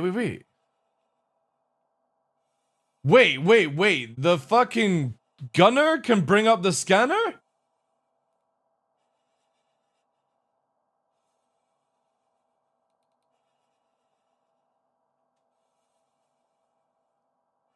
Wait, could the gunner queue up the quantum drive? You actually have the nav mode visuals in front of you. Oh, that needs to be tested. That would be very, very good. Yeah, I don't think... Doesn't look like there's anything. Let me go to here, because I need to get to a different menu screen. Hey, Bart, how you doing? Let me try and set up an actual button for it. First, I need to go through these keybinds, though. These are super important because I can't remember the order I set it. So, disabling safeties should be this one. That's disable safeties. Then this is gravity compensation. Automatic precision mode is that one. Oh, this is the targeting one. Then the pips, I take it, must be this one. It's that one, right? No, wait. That's 39, right? Okay. So it's safeties, auto targeting, precision landing, and then we're wanting... Let's do this. Oh, that's... Oh, precision target?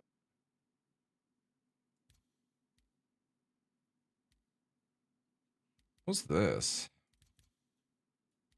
I'm starting to like think about using more buttons on my throttle just as a keypad. I get that. That might actually be working. Yeah, we'll do this.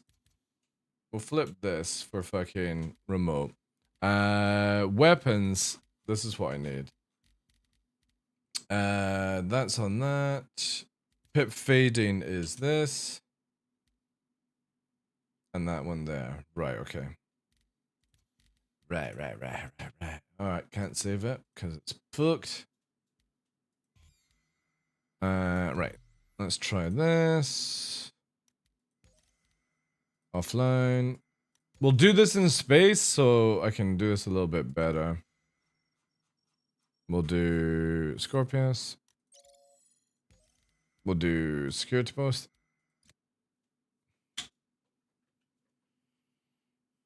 Hey, Maximus Youth. How you doing, dude? Right, let's see this now. So guns are out. Oh, you know why? You know why I couldn't probably go in the turret? I was in nav mode. Maybe that was it.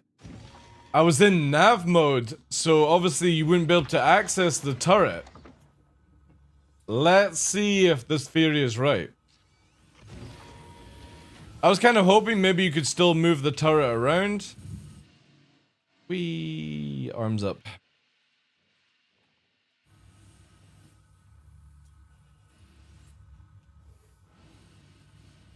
We'll see. Is this a right clicker? Oh, wait. Oh, no, it's just above, right? There it is. There we go. So it's just slightly above the center of the pilot area. Welcome to Robert Space Industries. Enjoy the ride. No, it actually doesn't have a button, guys.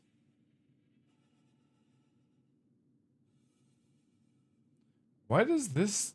There's like a little mouse thing up here. Let's try the button then. Alright, you actually have to fucking... Oh wait, that doesn't take me out. How do I get out? Oh, that's not a button there.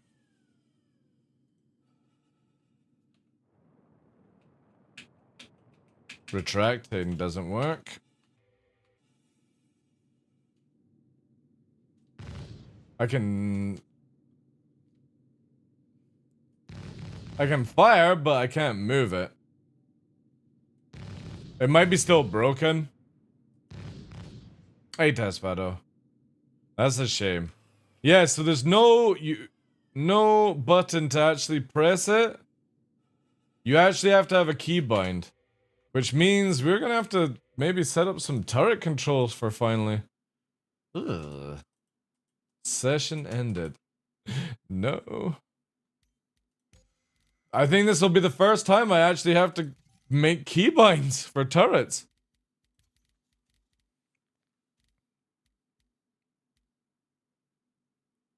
Change turret position. Would that be like the old S? Oh wait, no, that's on this. Keyboard. Oh, it is? Yeah, alright, okay, so the turret's broken then, that's why. I was smashing S and it wasn't doing anything. So the Scorpius turret is still broken. CA... Alright, okay, there's a few things I already had.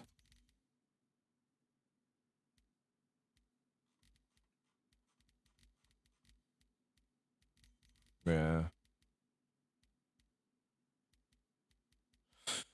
Alright, okay, I've still got a few extra buttons. A few extra buttons, chat.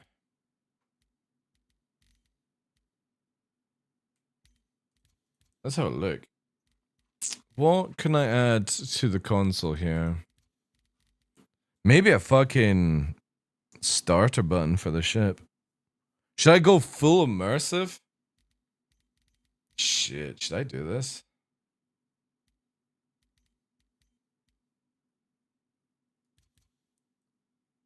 I'm gonna do I'm going immersive chat. I'm gonna use my throttle literally as a fucking meme.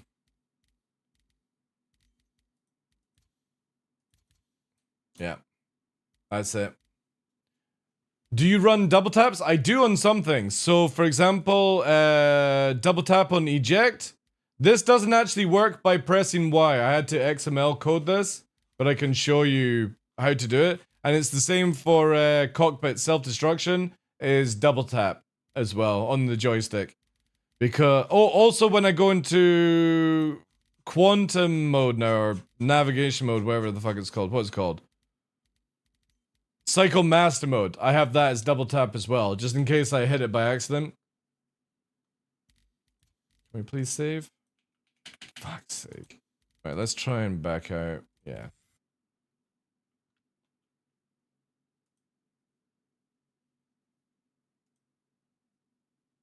When is it midday? I like the middays. To be honest, when Inside Star Citizen comes out, which should be shortly, let's have some mead. Yeah, do you want me to show you how to do it, guys? Right. By pressing Y won't work. What I'll do is I'll give you guys the code line. So when you're going into like your XML file, actually, let's see if I can save this XML and then I'll show you guys. I'll drop the command line in chat. Time for some XML education. I like these kind of streams because a lot of people don't know about the XML hacks that you can do in this game. Again, it's not cheating. It's just making it where your keybinds are properly set up because CIG don't want to create a system that allows you to do that. Thank you for all the follows today, guys. All the subs, Astral, TF with the gifts, Tin Cup with the Prime. Thank you, guys. Huge, huge, huge stuff.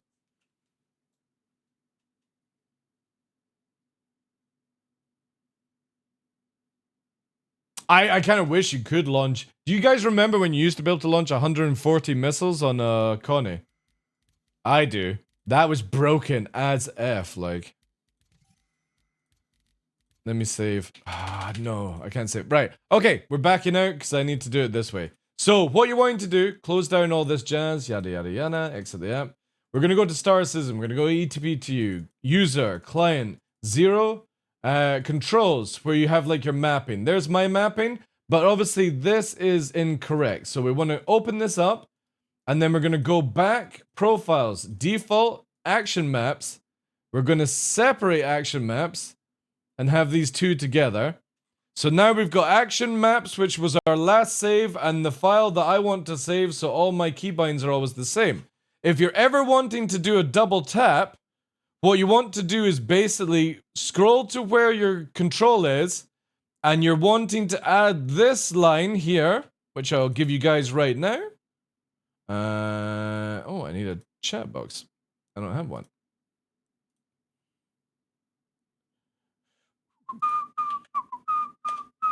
You need to copy that, and you're gonna add in. If you need it on, I'll put it in Discord SC chat. Actually, hints. I'll just drop it there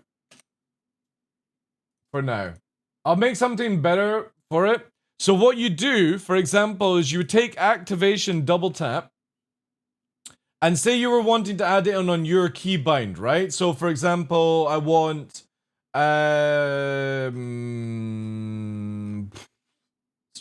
space break, right? Or vehicle. No. Let's find something a bit more logical, right? What you do it for. Change fire mode. So you can see here your keybind is JS1, so that's joystick 1 underscore button 25 on your stuff. What you would do is remove the close bracket and just add this in. Put a space in.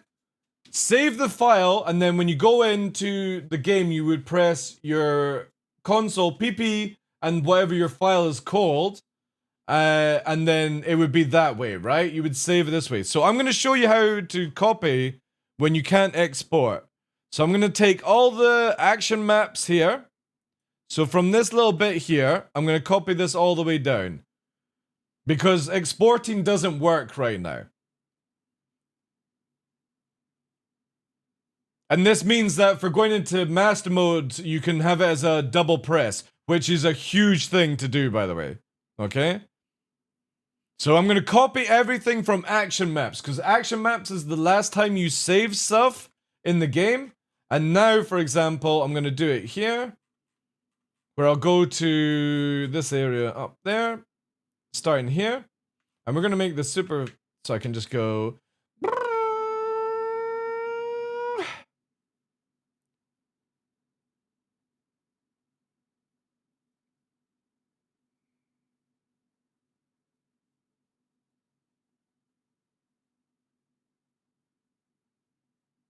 It doesn't do it on joysticks for some reason, ShipCub. It does it on keyboard, but it doesn't do it on joystick sometimes.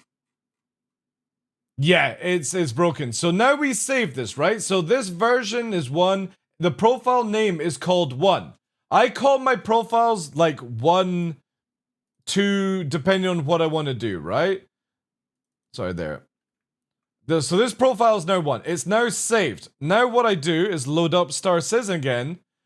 And to get this double press, for example, all I do is console pp underscore or pp tab, and then I press 1. Because again, where my file is located in controls, it's called 1. Even though it's got label 1, it will say exported 1 here, right? Exported underscore 1. Rename it to whatever you called it in game, because this means that you can fast load it in Star Citizen, and it will save you a hell of a time. Because obviously, if you didn't do it this method, you would have to do pp tab underscore export or space blah blah blah, stuff like that. Hackerman, yeah. Funny you say that. Funny you say that, Hackerman, because look what somebody made for me many years ago. I can't remember who actually did this. But yeah, this is one of the really bad TDL memes that I've had to deal with over the years.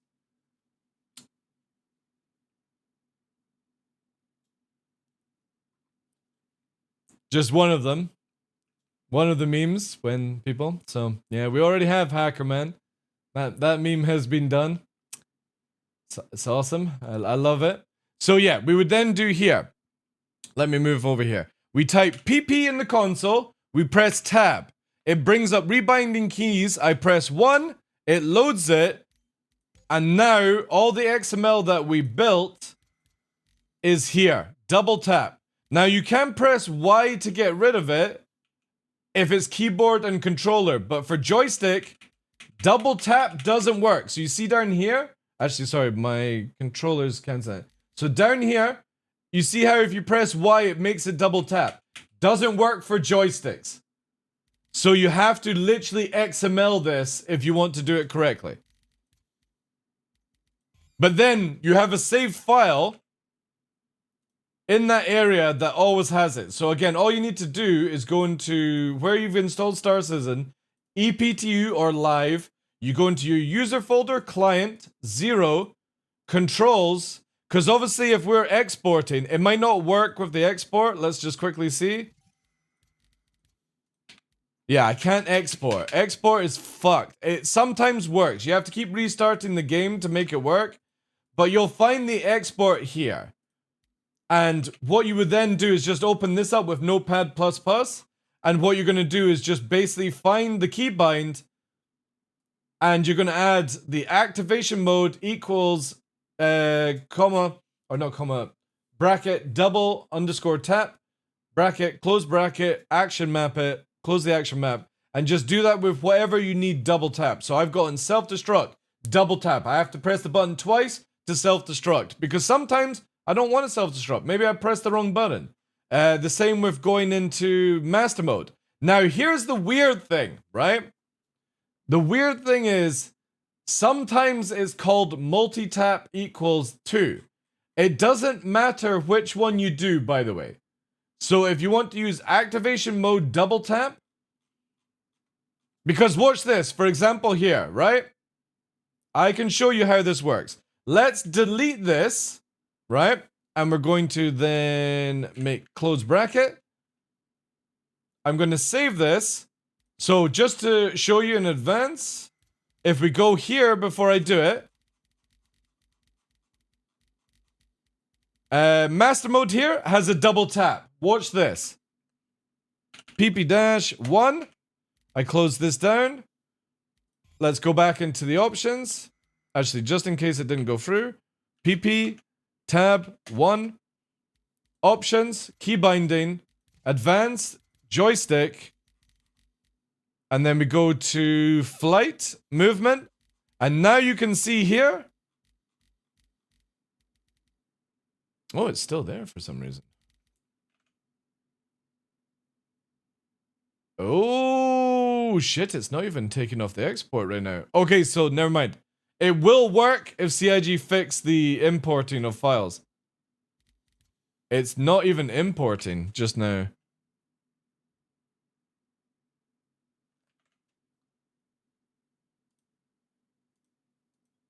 Yeah, it's not even importing. So here, pp-1. Failed to load XML. Alright. We're gonna try something here to get around this. I need to work out what's bugging it so I can let you guys know. It looks like the old command import's not working. Problem with PP, yeah.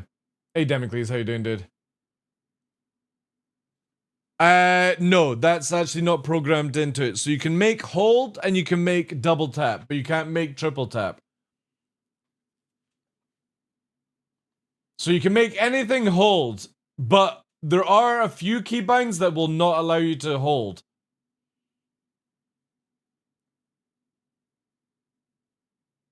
Let me see if I can get a fresh XML copy.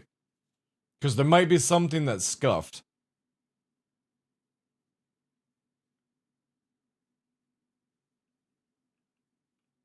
I need an expert at computers.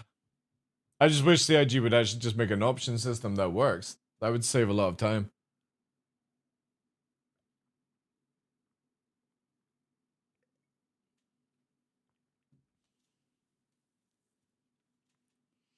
Alright. Hopefully, I just need to get in, options, keybinds, advanced. Here. Come on. Let's close it down again. It does work, but it's like the weirdest thing where, for example, you only get a split sort of second to get the export on. When is the last time Yogi mentioned they will rework keybind stuff? It's not his department. Ondo. That's whoever deals with options, dude. He can just schedule in extra keys to be assigned, but I don't know who deals with the option system.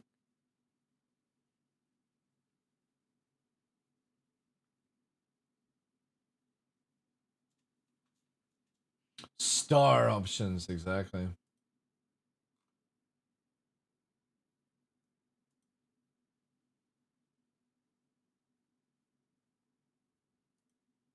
Well, that'd be cool if there is a rework, yeah. Probably, yeah.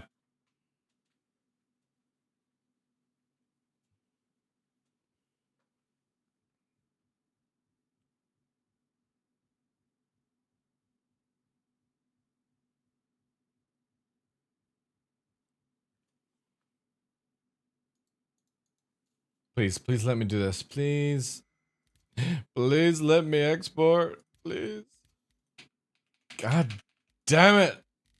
1 minute, let me try something else. Arena Commander, options. I understand options. Keybind. Advanced. Fuck's sake. It's so dumb, man. It really pisses me off how this is all broken. Right, let's do a little thing here.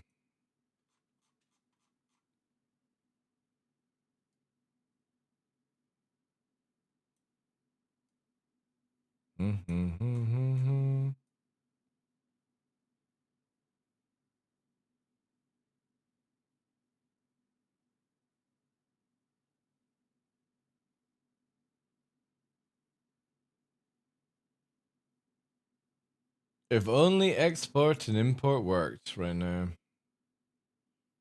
I hate doing education and then it doesn't work.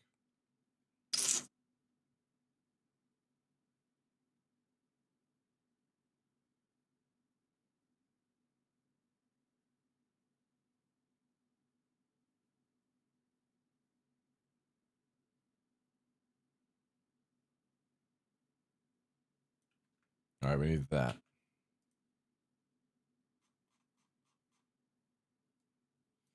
I'm gonna get rid of that multi-tap as well. Maybe the multi-tap is what's broken it. Actually, no, you know what? Multi-tap is working. I'm gonna try multi-tap on that.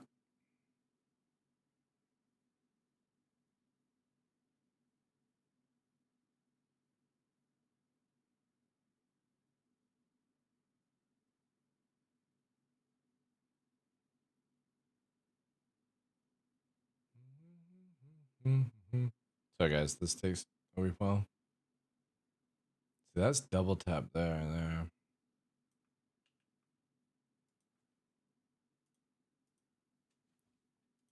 See if we can get a fucking launch on this. Can you use the PP rebinds export? I don't like to do it that way, but yeah, we'll try. Because sometimes it doesn't pull the mouse stuff over. And obviously in my XML, it has the mouse keybinds as well.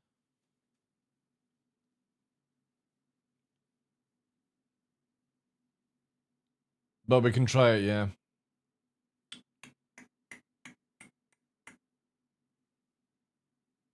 Star options. Again, it's just one of these things that needs to be sorted out.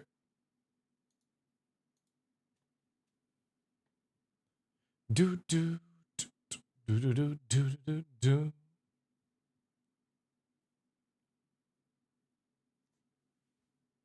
Come on, come on. Just give me the ability to export. Just do it. Just do it. Just do it. Advanced control. Sweet Jesus. No. Alright. PP dash. See, I don't even think you have. What would be? What did you say it was? It's. See, I don't even know if export.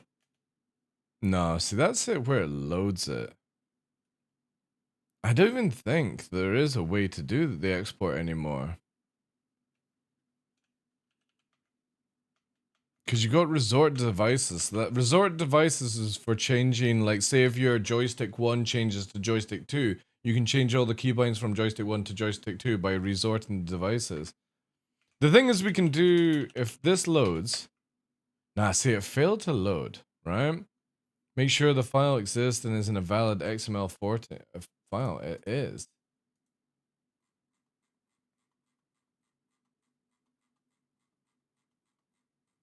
So what is going on with this not to be legit? Let's look at live. I might need to borrow some fucking code from live.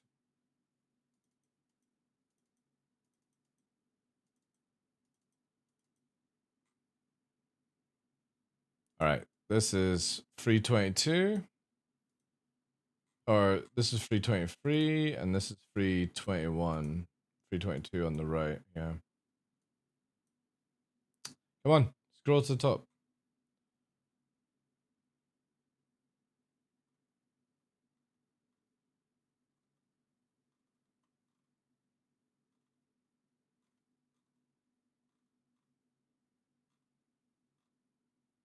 So it's the actions.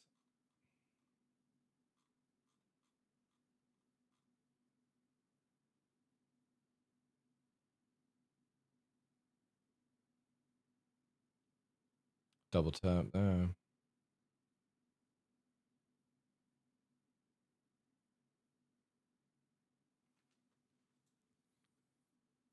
Oh.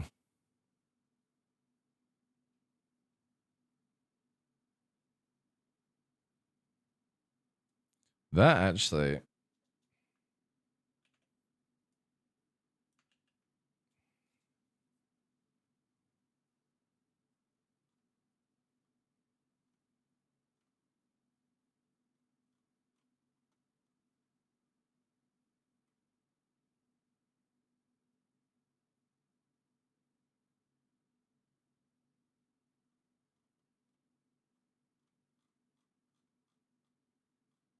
Oh, it is actually a multi-tap for that system.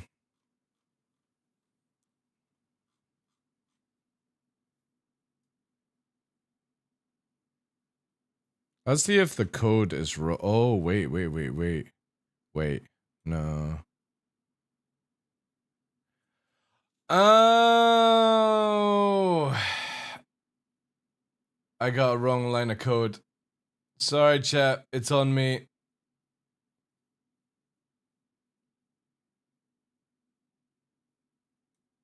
Yeah, it's on me. Motherfucker.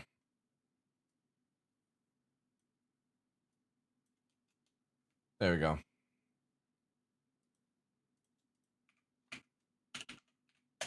Nope, not 12.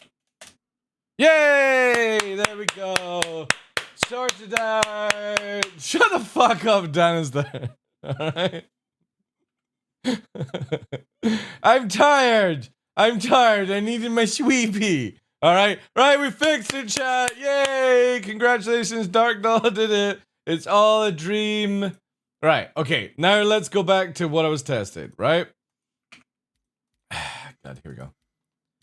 Advanced. There we go. You go to here. See there, right? Double tap on the eject, right? So now we're going to go here. And we're going to find eject, which is pretty much at the top because we just fucking set it, right? Copy the line in. There is eject here, right? So what we'll do now is we'll close the bracket down to here. We'll save it. We'll close this down. Oh no, I've just lost the mouse as well. Fuck me. Ah, CIG. Yeah, mouse is gone. Right. Give me 2 secs. 2 secs. Actually, I know how I can do this. I'll save it there. Fuck me. Give me a sec. Dealing with bugs. By the way, where the hell is the cruise button? It's a different format. If you want me to educate you on that, I'll do that next. Dead cat. I did a tweet out though.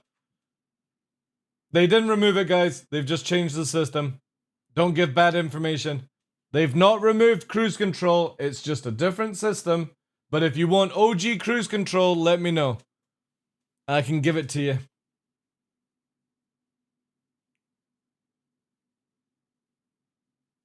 Cruise control works like it does in real life cars. Yeah. But you can actually still make it where it's auto run.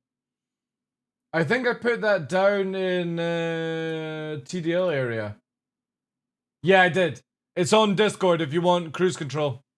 Old school cruise control. I've shown you the buttons there. I can show you in game ones as well. I actually want to put this here.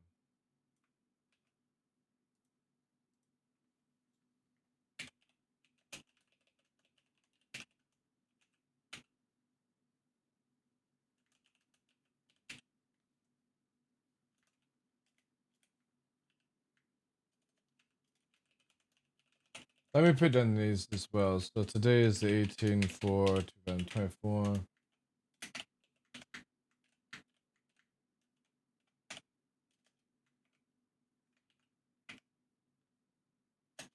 Alright. Let me just add this. So yeah, now we do this. PP-1.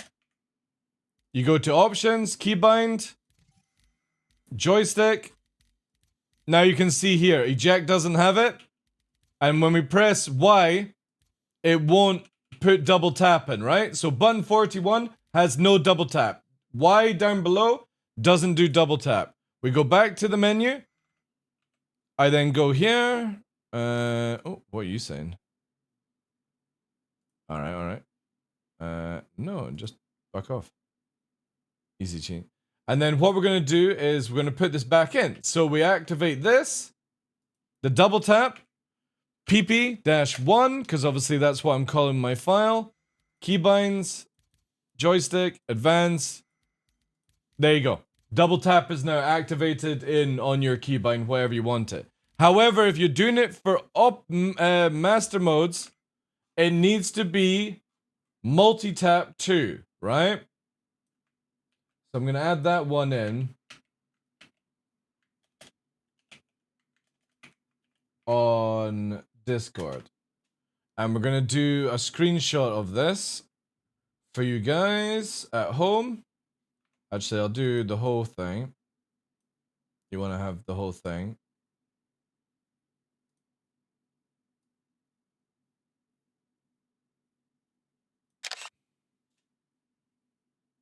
All right. And now copy image.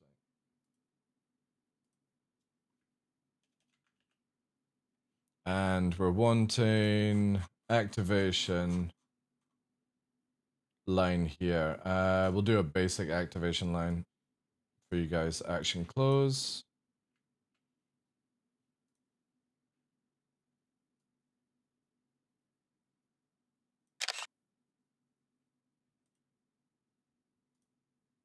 Oh, wait.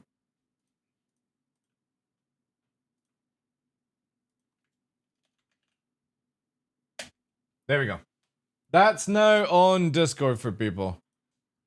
If you ever need that information. No, you can't do triple tap. It's not programmed in. If you're doing a hold button as well, it no longer works to input hold because CIG have hard coded the hold commands into the game. Can you paste the multi-tap in chat? Yeah. No problem. So again, the command line would just obviously be this one or this one as your command lines. Make sure you remember that when you're doing the XML, you need to make a space from the close bracket from your button to where the multi-tap, and then make sure you have the action actually closed off here, okay? Or it won't work. But multi-tap for master modes, and if anything else is activation mode double tap. Because for some reason, master modes uses a different command line. I don't know why, but don't use multi-tap for anything else. Again, all this stuff is on Discord for old cruise control if you want. The buttons, yeah,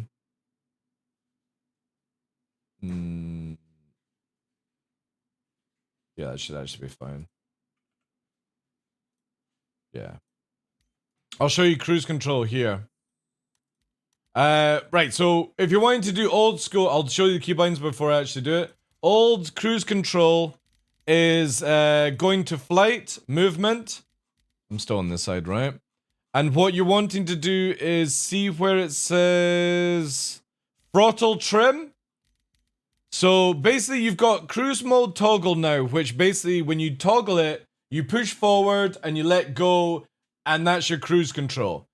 Then you've got the trim version, which is just basically like setting how much the percentage is automatically, right? What for me is when I go into cruise control, I want to go into couple mode and I just want to press a button and go at maximum speed. That's basically mine. So what we do is we set one button to trim set to 100% throttle. And then what we do is the same keybind as release as a long press. So short press to activate, hold the button to deactivate. And it looks a little bit like this.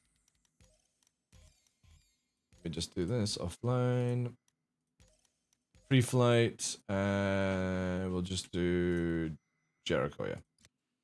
So this is what basically cruise control will look for you.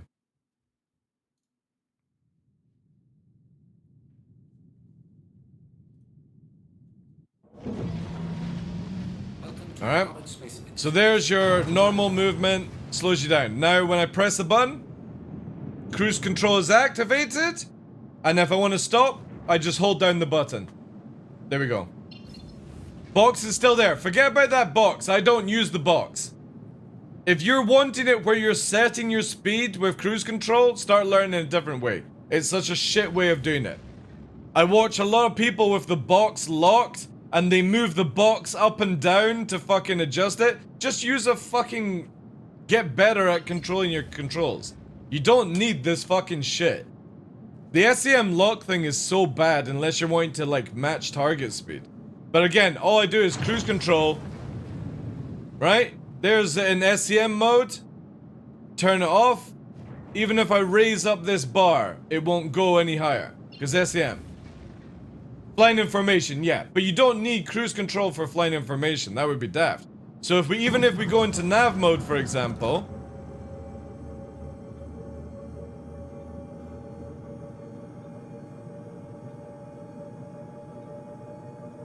So now in nav mode, when we press cruise control, it goes above the box. But even if you put the box in, it stays to that level. Look. See? So old school cruise control. But look how much it slows down, right? It takes to slow down. But maximum speed. So, again, cruise control has not changed from the game.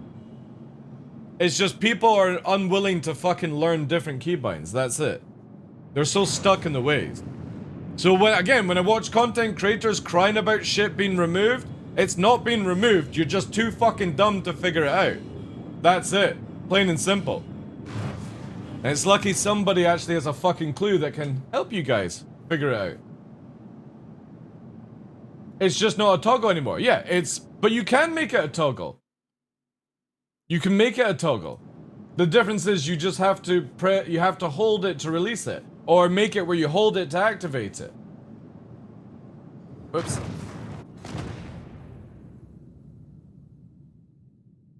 Yeah, but again, CIG don't help people out, Pox. That's the thing. You know? That's the biggest issue, is CIG just assume that everyone else will do it for them. And it's boring, man. It really is. So again, if anybody wants cruise control, you want to go to flight, movement, and you're wanting to have it where trim 100% is the short press, I would recommend. And to release it is the long press, okay? I'm actually going to get rid of these because I don't need these. Wonder if it now works. No, still not. Right, I need to find that in my... Oh no, that's a default key. Yeah. I'll remember to try and get that with export removed. It would be, yeah, but we're not going to see anything of improvement in this area for a long time, you know? Never use control. I use it just purely to go into couple mode and press 100% sync hold and just let it auto fly for me in a straight line. But yeah, to be honest, like the moment that you've got dual controls, you never need to worry about that shit.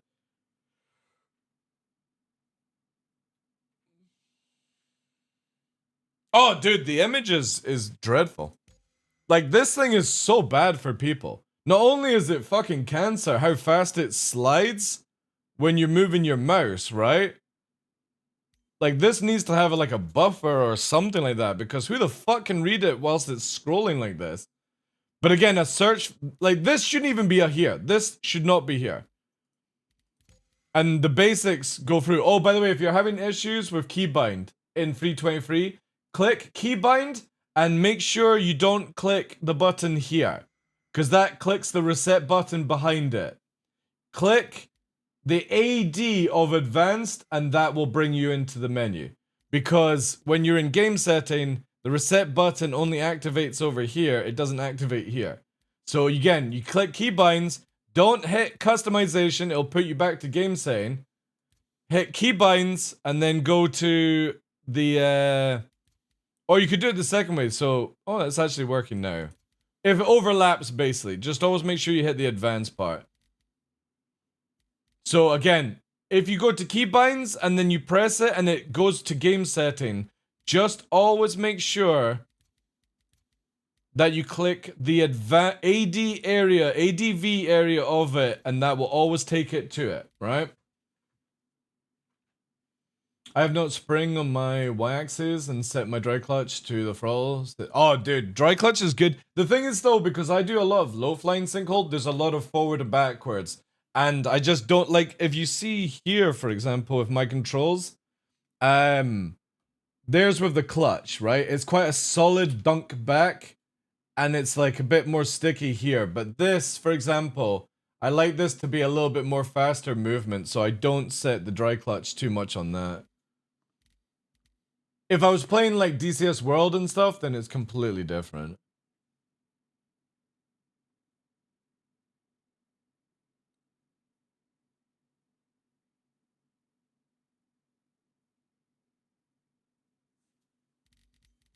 Moment.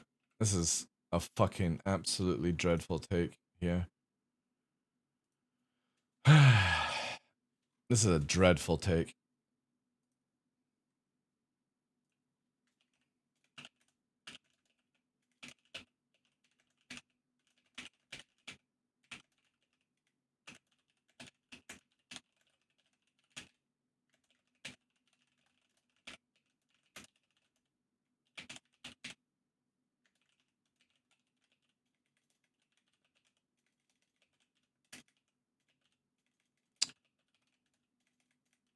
Ugh.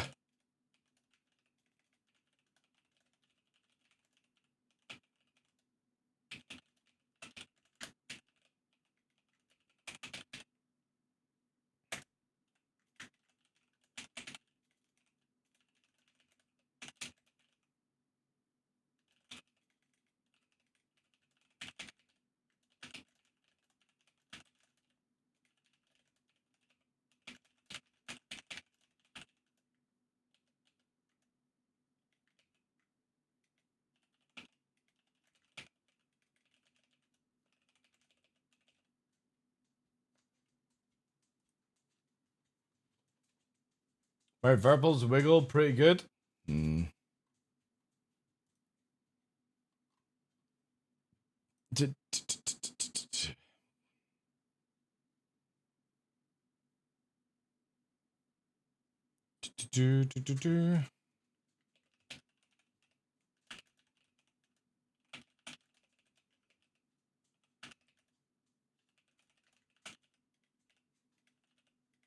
God, I cannot type today.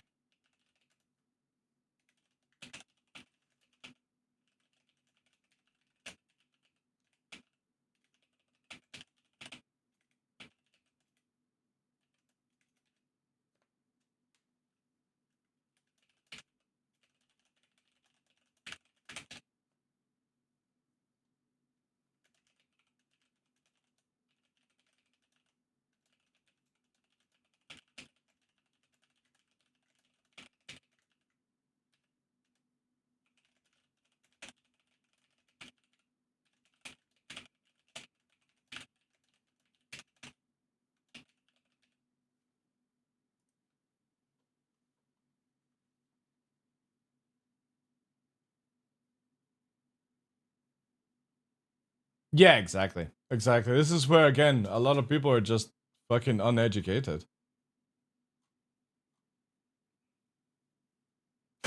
Somebody links Tarada because I put positive ladder flyers rejoice.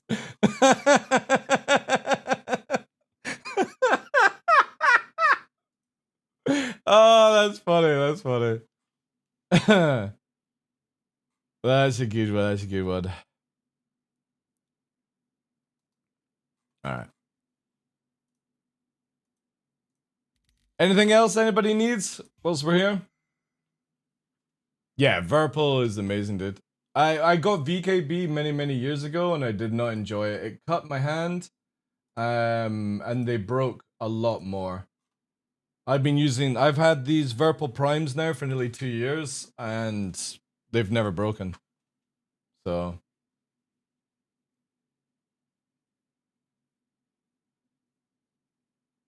it's just fucking, it's so annoying when somebody fucking raps something, like types something down and clearly has no idea of the IFCS. And I'm not talking about Tomato there, I'm talking about the Citizen Ryan person.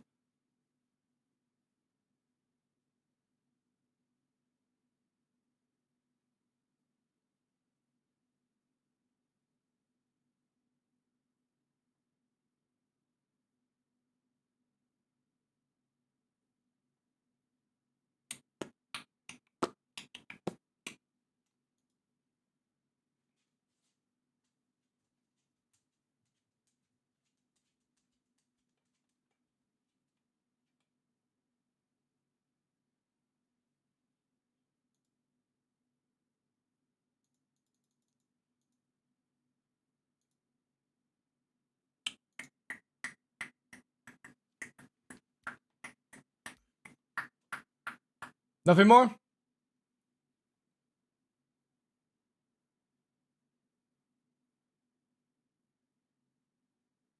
Bad take is people dragging 323 for what they removed because it wasn't ready for release and pushed it back to X patch. Oh man. Yeah, I know. Like, I don't know why people are like, it's one of the biggest things where people are freaking about. Like Star Citizen in general, like with master modes, is that they think it's ruining the game or making it too easy. But you don't have this jank in other video games, right? So if CIG is just putting a placeholder in for the time just to make things work and actually get it to where we can do or simulate how they want it in the long run before the new systems come in, I'm all for it. People are so hell-bent that everything in the past 6 years has been decent, and it's not. It's been all broken and shit, and people don't realize it. The IFCS has been broken for like 3 or 4 years. And the problem is people are so used to using broken to win that they don't know what to do otherwise out of it. This is why me and the guys never lost fights much in hard atmosphere and stuff like that, because we trained for that stuff, and when you had the sweaty ACs come in, they got fucking clapped by the sabers and shit, because they didn't know the saber was so fucking good in hard atmosphere.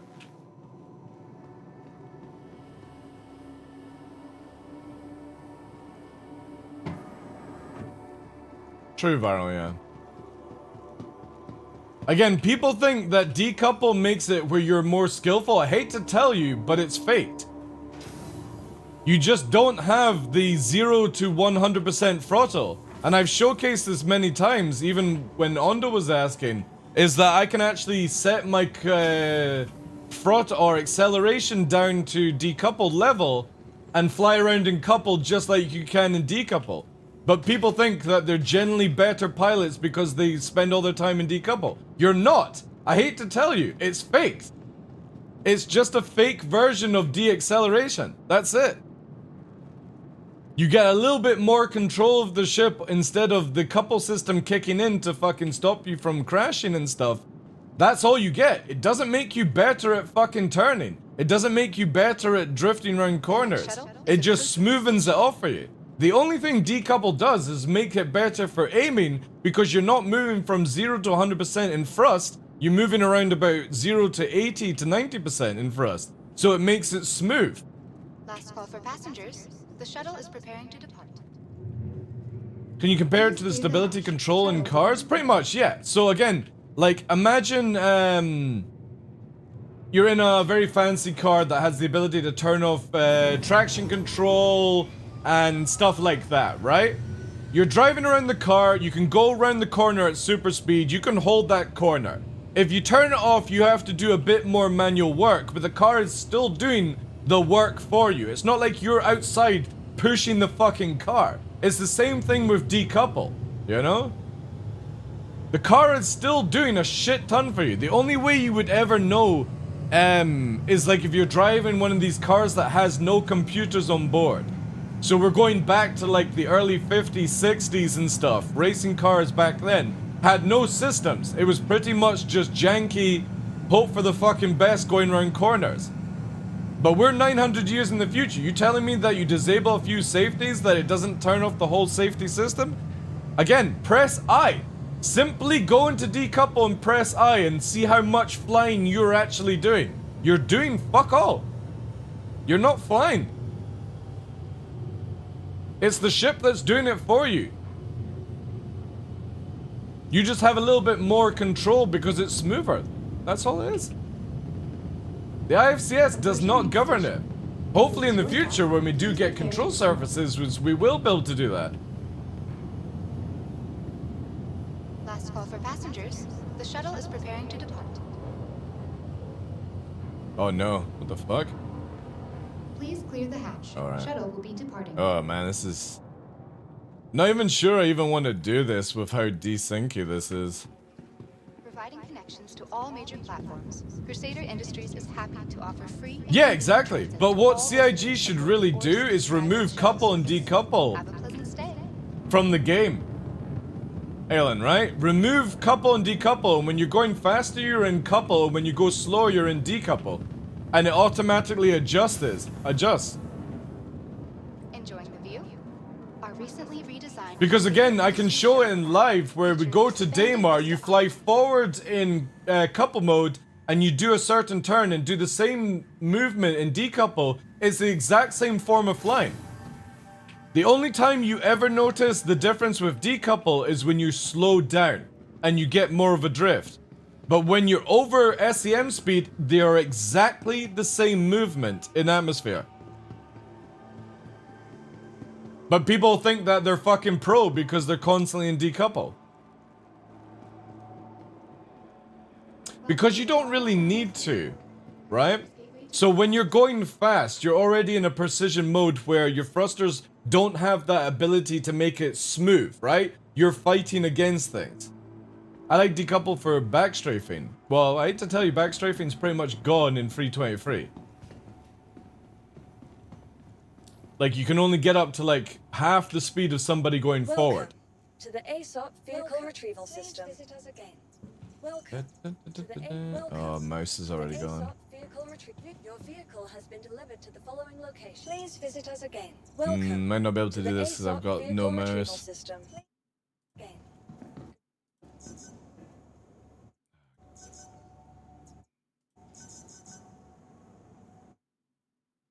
Not a PvP person? Well, why are you backstrafing then?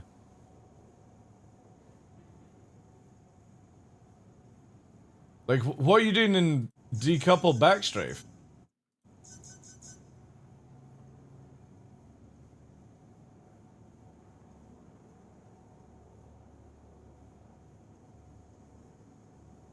Exactly, Zeldrin points out perfectly. You can't even directly control the thrust and surfaces of a jet from the 70s. You tell the computer where to go. Coupling is just changing how the ship computer oh god, I can't even say that word. No, can't say it. The inputs, yeah.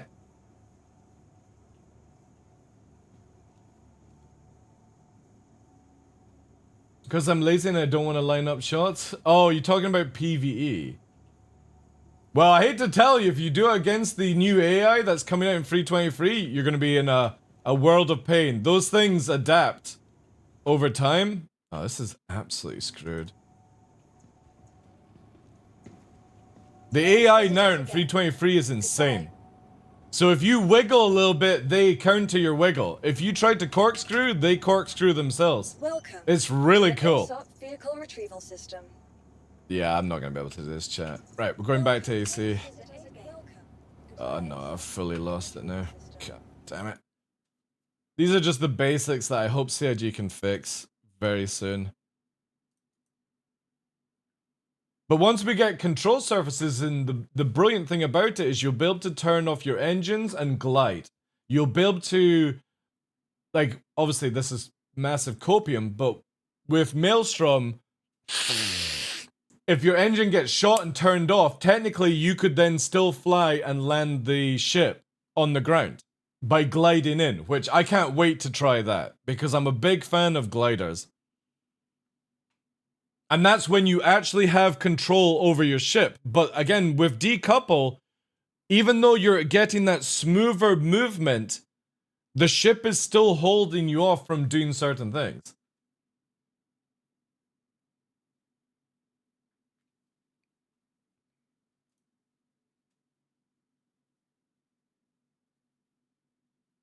What's the deadly yo? What do you mean?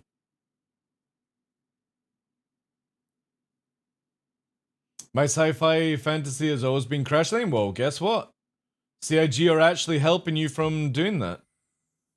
A lot of people think that's making it skillless. I'm not talking about you, Pox. I'm talking about people typing on this thread on Twitter. But for me, I'm a big believer that everyone should be able to get into this game, and skill is how far can you take a game. It's the same thing as conkers, right? Conkers, you know, get string, you get the chestnut conker, and you smack it off somebody else's conker. They hold it, and you've got to fucking whack it, right? You can give the people the same conker and it's down to the method of how you hit the other one, you know, that defines things. So if everyone has the same flight model, skill level is how far you take that thing.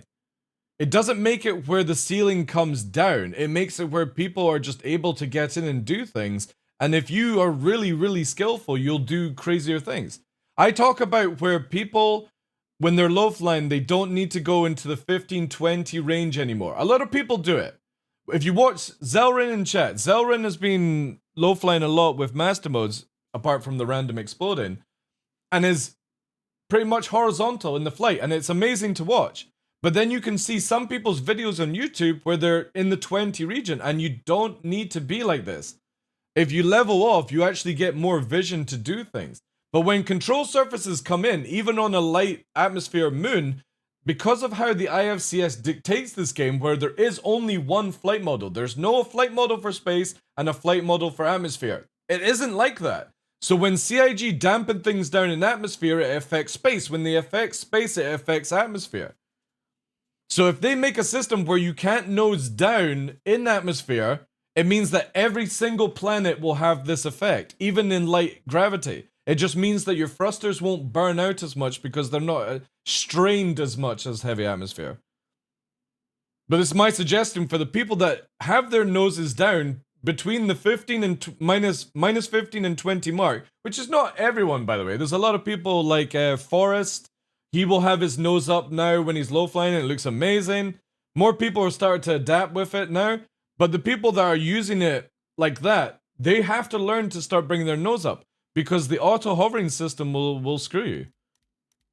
All right, we're going to use this chat. So if anybody doesn't know, this thing has been buffed. Not in that good of a way. It has a gun, but it also has a fucking charged laser, okay? We're trying to see, it kind of feels like it's double damage when you charge it. But trying to work out the exact is going to be interesting. We're going to need to get some kit for this though. I don't need missiles, yeah, we just did here. Oh, I should have bought a thingy bob. Yeah, I'll get power plant as well.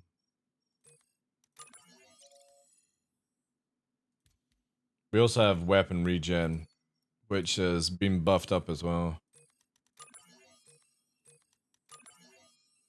But also I've heard that CIG want to eventually get it down the line, and this is definitely for somebody like me. When control surface is in, you're going to be able to turn off your maneuvering thrusters and just have your mains and your forwards. So when you're able to push forward and your reverses, but you'll be able to turn off your other ones to use control surfaces to fully go round. And I'm kind of hoping at that point, CIG make it where you've got like double the afterburner than people who are using all their thrusters. That will be really, really sick if they went ahead with that. I personally wouldn't mind if certain ships were disabling their maneuvering thrusters when they got to that level. It just depends on things. Divert the power. Yeah, maybe get more shots or a tankier shield or something. That would be really cool to change things up. No, now we gotta do all these safeties, yeah. Alright, we need some flares. We need power to shields. Decouple this thing. Right. So again, we've got bang and we've got There are multiple charge. Charge shot. I don't even know if this would actually hit. Oh no, it's way off. You can't see the traction thing. So let's go in here.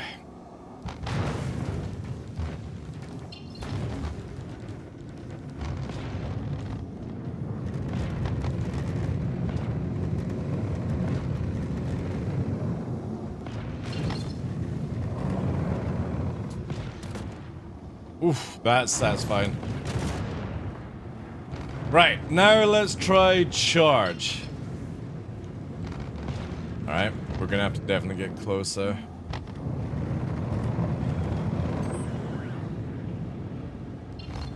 No. So you definitely need like a visual. Oh, holy shit! Alright, that does mega damage. That cockpit just went instantly no shield red.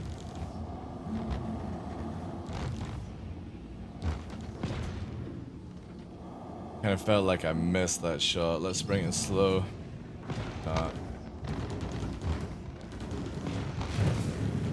Charge is hard. I just need a sound file, CIG.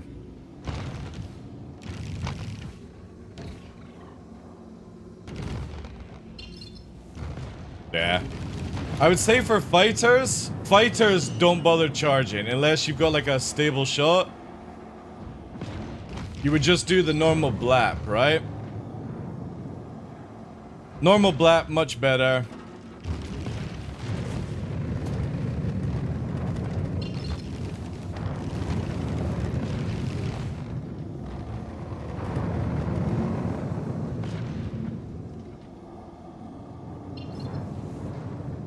Alright, let's see if we can get a charge here.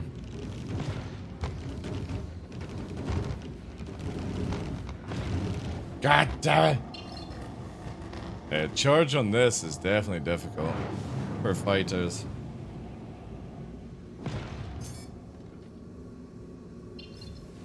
Oh! Alright, that was cool. That was cool. I fucking one-shotted it. Obviously, it's an NPC, so you're not one-shotting a player, but... Oh man, that might actually be really fucking cool for the future. Alright, we're gonna get slaughtered here. Attack on shields. Oh god, is that a Rattler? Alright, let's get that pre-aim in there. Oh god, we got a lot on us.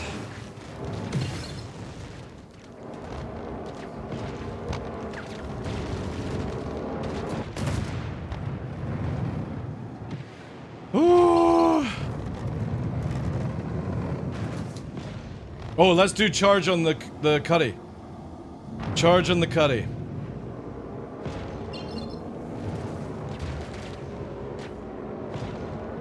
Ooh, I just took his whole shield down. Charge might be bigger on, or better on some other things.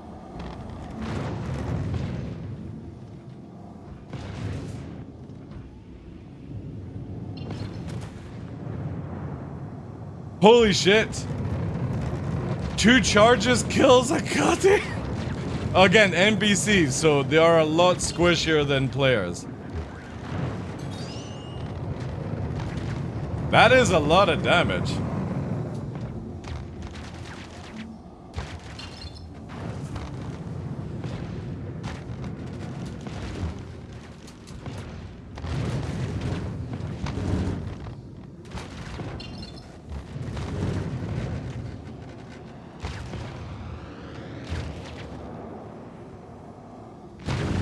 Yeah, it's harder with that.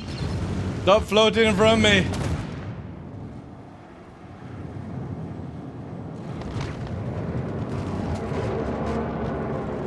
Ah, wingman's on this dude as well. I go for the other one actually.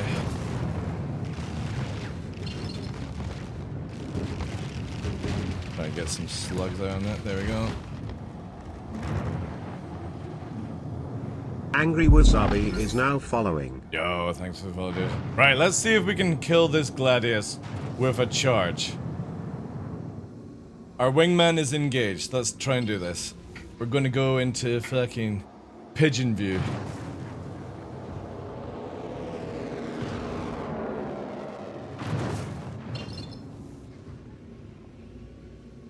Nah.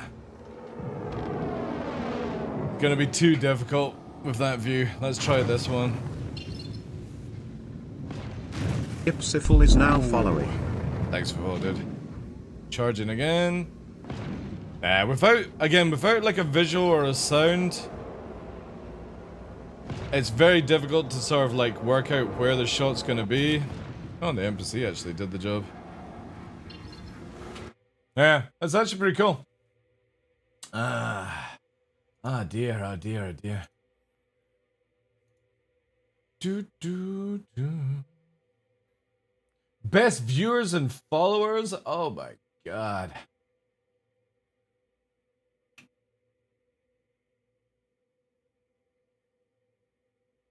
Also, it cuts down emissions? Yeah, hopefully you'll be able to stealth a bit better. Faster projectile speed, this could be interesting. I don't know what the projectile speed is for... I'll find out right now for you guys. Start season applications. Circle. I can't remember what... I think it's like 1,000 meters a second the cannon is now. Like what size? 7. Yeah, it's 1,000 meters a second with range 3,000. 3,000. Oh my god, it's a 6K alpha charged? It's double damage. It is confirmed as double damage. 3K a shot on the ion and 6K if you charge. And it still uses 1 shell.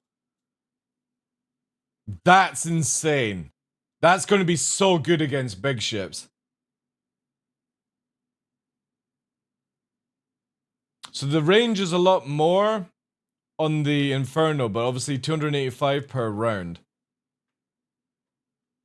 I'm to be fair, like, I'm in full power to shield. Watch.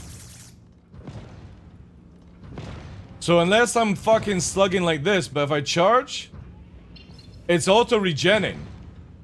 So look, I'm back to 15 rounds if I use the charge. 6K. It's unlimited ammo. Oh. If I do that. But again, like hitting things with that charge, it's only good for big ships, but there you go, like 6K on the nose.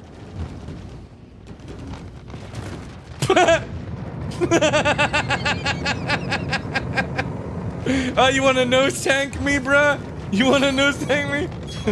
Destroyed. Yeah, this is actually pretty dope.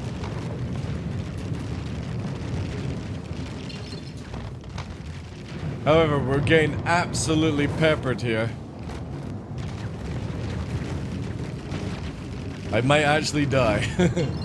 I've got no escort on me.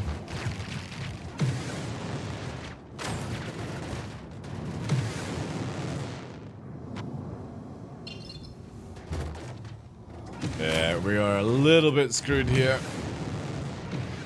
Memeing around too much.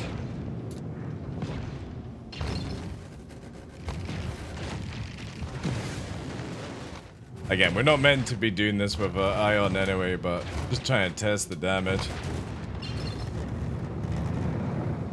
We might be able to get out of this.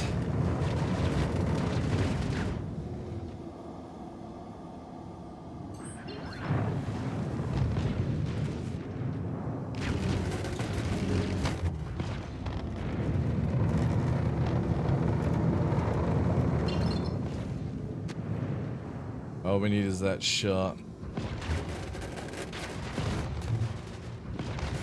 There we go.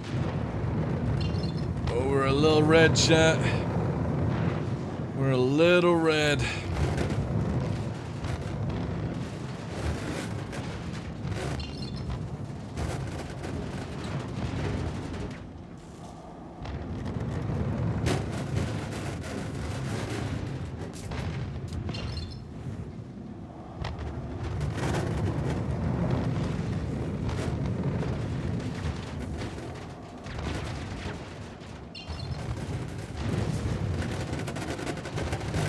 That does not sound good.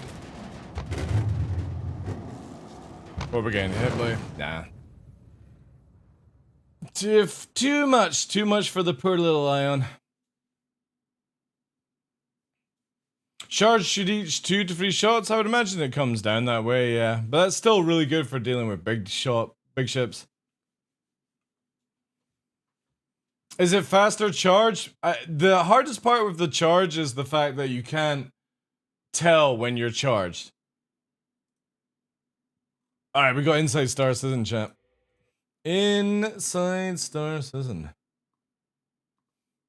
Let's quickly get into that.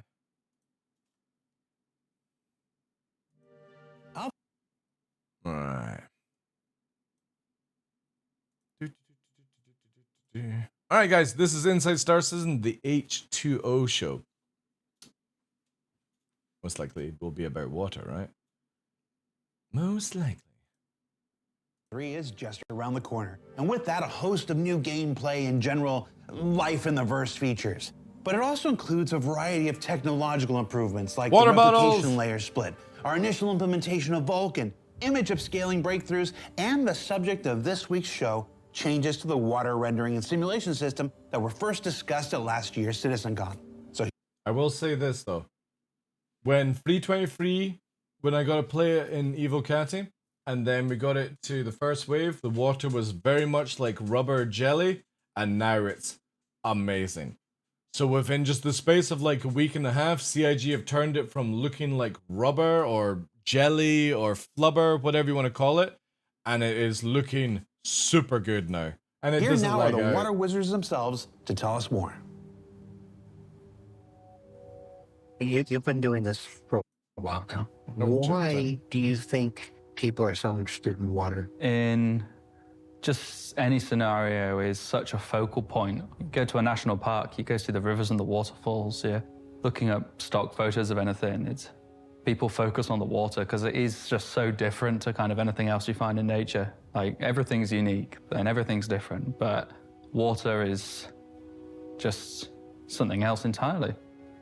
Wow, you're making me sound like I'm a water cult or something. When you came aboard, did you imagine you'd be the voice master? I still don't refer to myself as that name, try as you might, Jared. Hydro homie? I guess I didn't see it being such a focus, but I'm glad that it is. It's good fun. I really like it. It's not all water. Water's just the nice things I get to talk about more. One of these days, I think.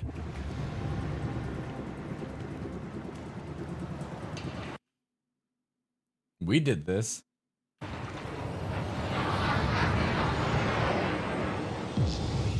Oh, it doesn't do that. Oh, come on, CIG. I would love it if it did this. It just goes over you for now. If they add force, or like, it's not force feedback, is it? Is it just feedback? If they add feedback from the water, it would be amazing.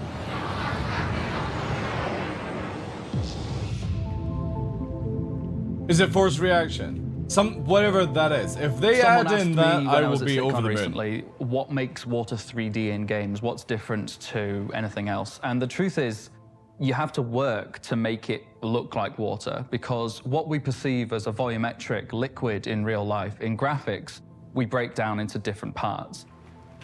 Best game that's ever done water, Sea of Thieves. I've never seen water any better in any other video game. Sea of Thieves, water is just... It's insane.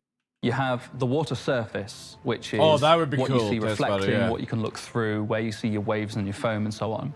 You have the fog underneath and any particles floating around that makes you feel like you're inside water rather than just underneath a surface. See, this is getting there. Like, and then you have all the effects that go to selling that, whether it be the lighting, the caustics, the boundary when it's intersecting your visor, or any of the splashes or simulation that we're going to move on to.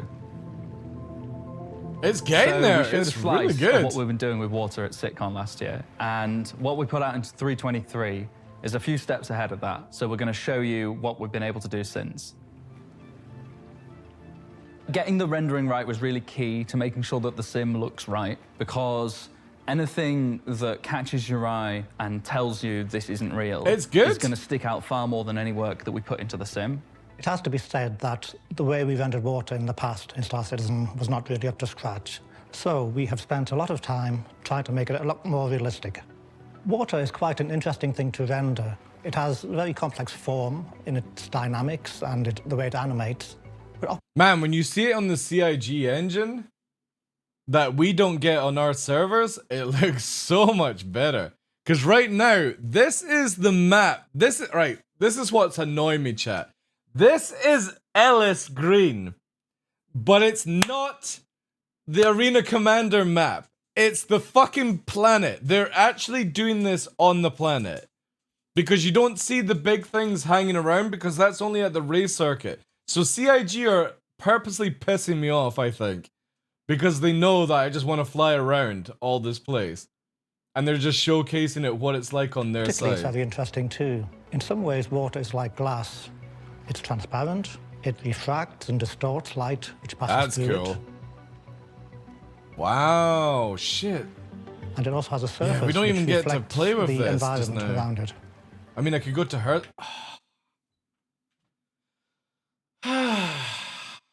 So that's what it would look like at night. That is cool. That's cool. In some ways, water is also like fog. It obscures the background behind it, maybe completely obscuring it. And certainly impure water will have suspended particles track. which themselves Looks good, reflect man. light and give the water a cloudy hue. The water surface may feature foam, certainly where waves are occurring or at shorelines.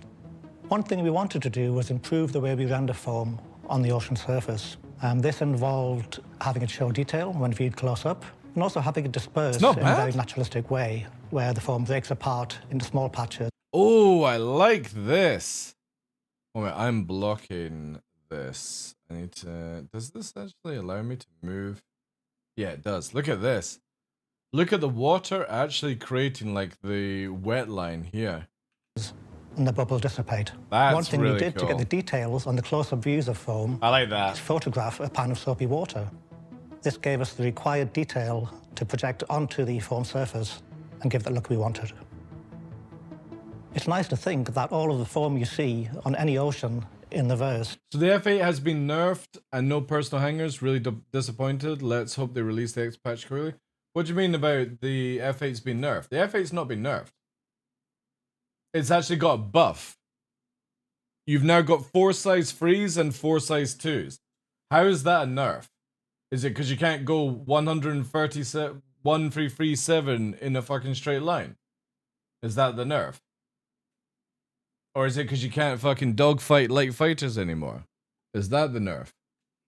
And also no personal hangers. I think that's a good choice on CIG. I would rather it working than it come out broken. I don't know about you guys, but I'm kind of bored of constantly broken mechanics in Star Citizen. So them holding back no personal hangers to actually get it to work, that's a win for us, I feel. Means that we don't have to deal with more bullshit broken stuff. And the F8 is definitely not nerfed. If you think it's nerfed, you should have never bought an F8 to begin with. That thing literally skull fucks if somebody flies in correctly. It's got so much alpha. If personal hangers come out broken, you can't play the damn game for good. Exactly. It would just be normal stuff anyway, so, yeah. Started its life I'm fine if in it a doesn't soapy come out. pan of water in my kitchen. In Star Citizen, players can enter the water. This means they can view the water from underneath the surface.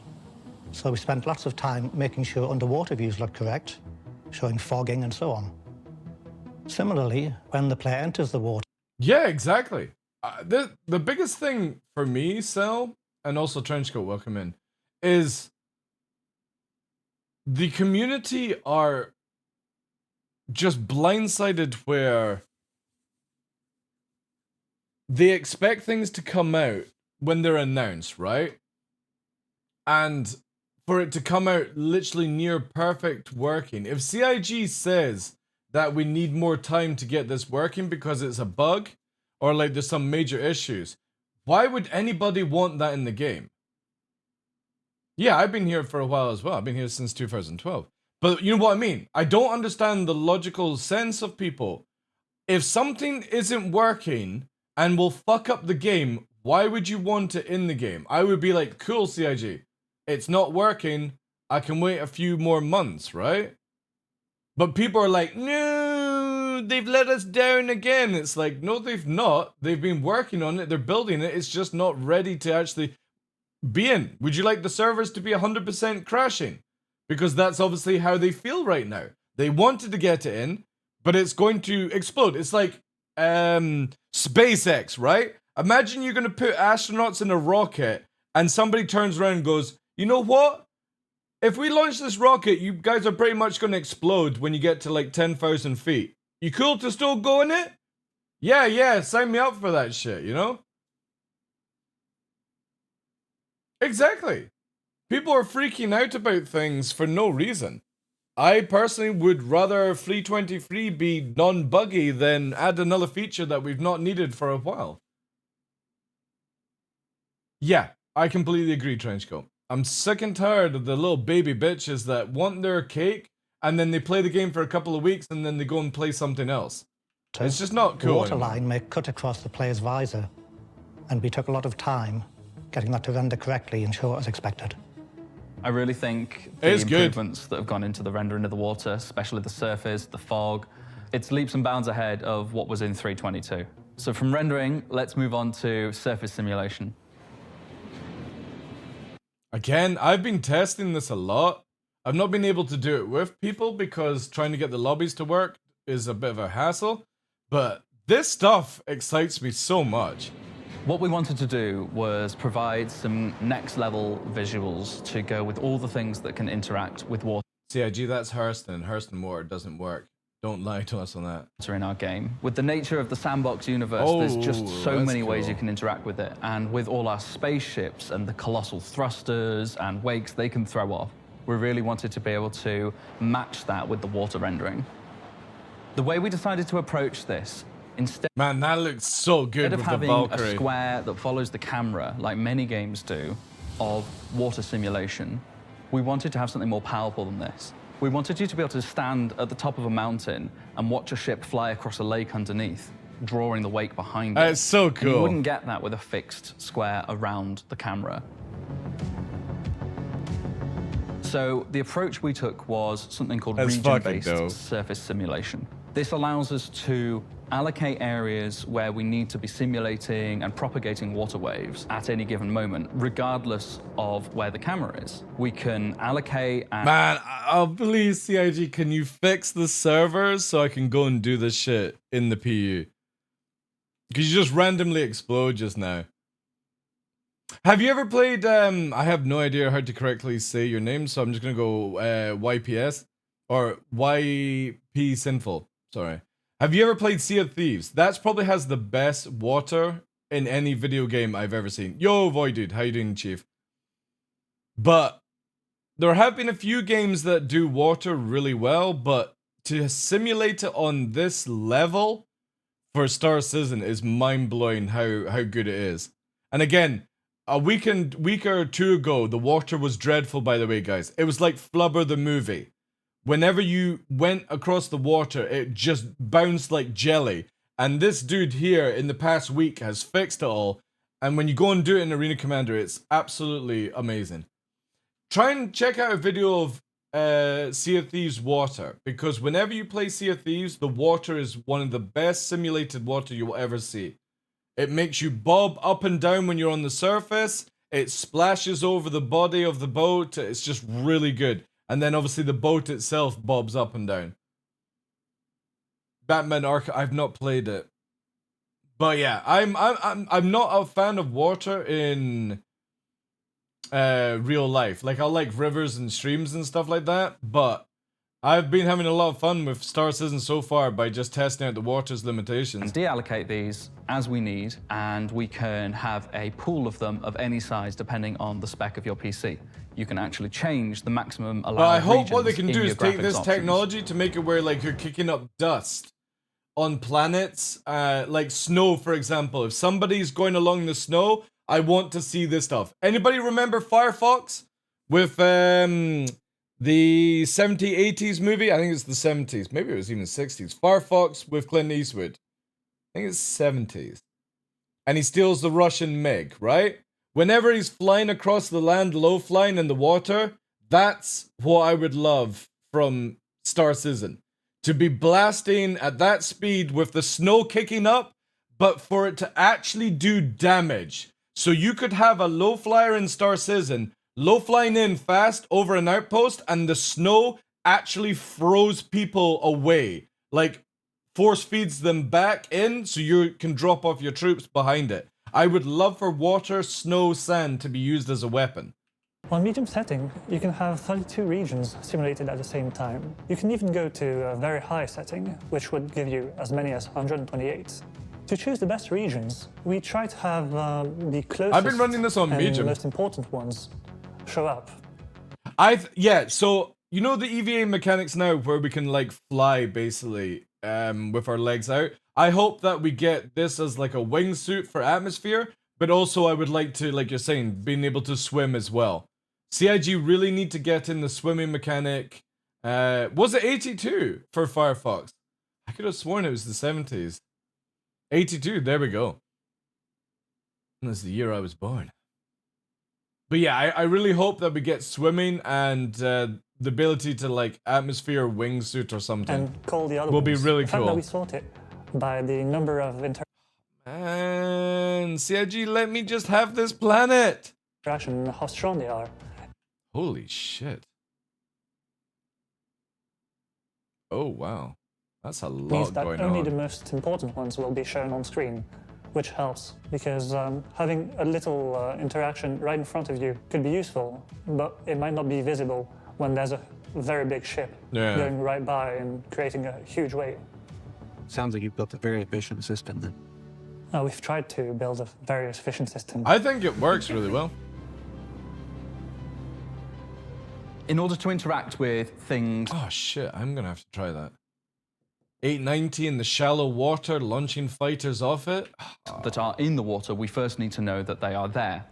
We've hooked up to the physics system so it sends us events when physical objects like boxes or the player or bits of ship debris are in or floating in the water. From there we can work out how much water has been displaced and the velocity and pick an appropriate simulation wave speed to match. Yeah, so now we definitely need swimming. We definitely need swimming for tractor beams. If like people start dropping off cargo and weapons like outside of Jump Town or something like that. I'm getting a lot of like Navy SEALs vibes. Charlie Sheen out of our minds. Sneaking in. And bobbing in, you know? Oh yeah.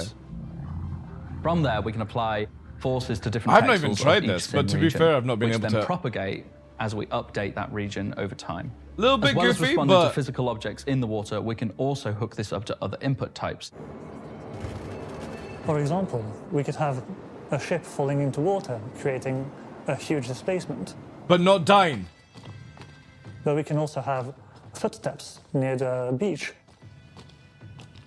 If CIG allow us to ditch our ships in water and not just explode, I'll lose my mind with that shit. Swimming animations and being able to drop out of the ship, like basically having a prowler going over the water and you all jump out the side and you're fucking, again, Navy SEAling in. Oh yeah, Or we could yeah. also have That will be and so missiles and sick. explosions. For the player, this means Oh my god, I've seen this from some movie. It goes a bit like do kind of noise, you that know? you can be way more immersed in your game, as you can see the direct effects of what you are Yeah, I've seen this in a movie, chat. I could have sworn I've seen this. doing, how you are playing on the water. Now that looks dope as fuck. I'm not a Star Wars fan, but this looks so good. Really, really good.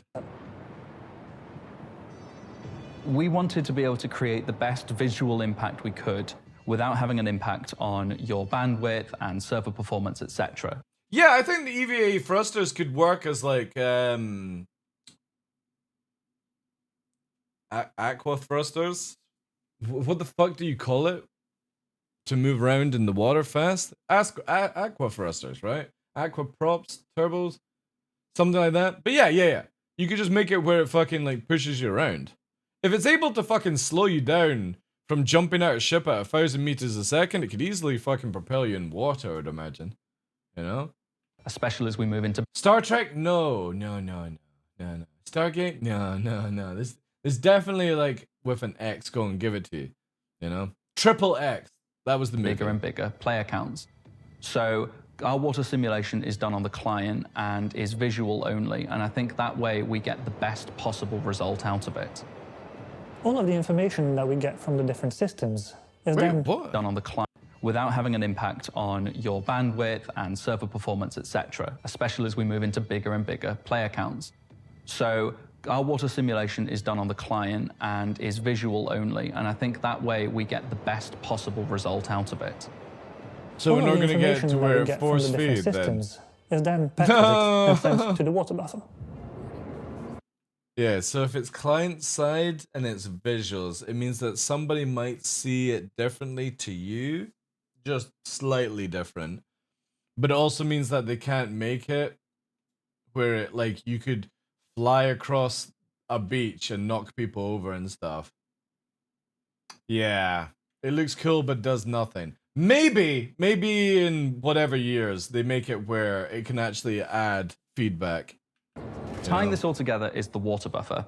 Hey, this Gustav, allows how you us doing, to take in inputs from multiple systems to the shape of the water surface and then use that information in lots of other systems, such as additional effects and, of course, rendering the water.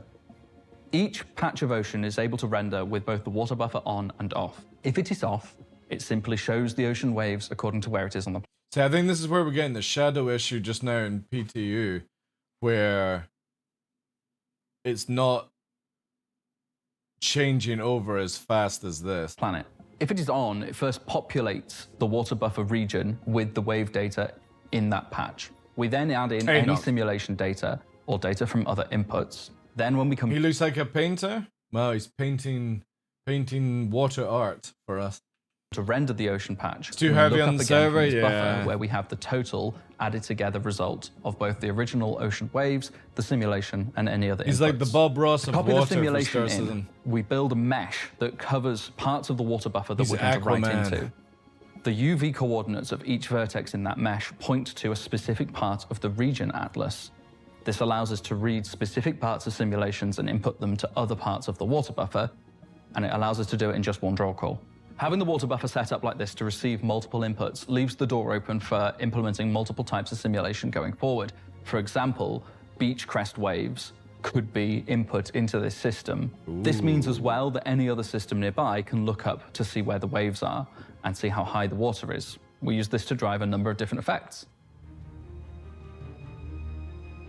Having the water buffer allows us to have the graphic system query what nearby waves are doing. This allows us to render things called caustics. Caustics are where the ocean surface is focusing sunlight onto areas nearby. So, for example, it may focus light from the sun onto the seabed, making certain bright patches animate around. And similarly, light can be reflected upwards onto the side of a vehicle, for example. Caustics are a very important visual clue for water rendering, and leaving them out would have meant the water did not look correct.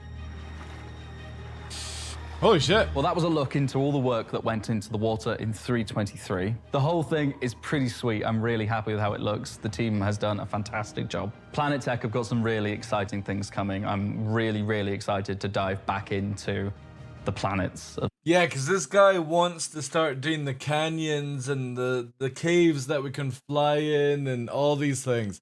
Man, if that's where this guy is, like, leaving that department to go and start doing them, I'm all for that. Star Citizen. I hope you guys enjoy it.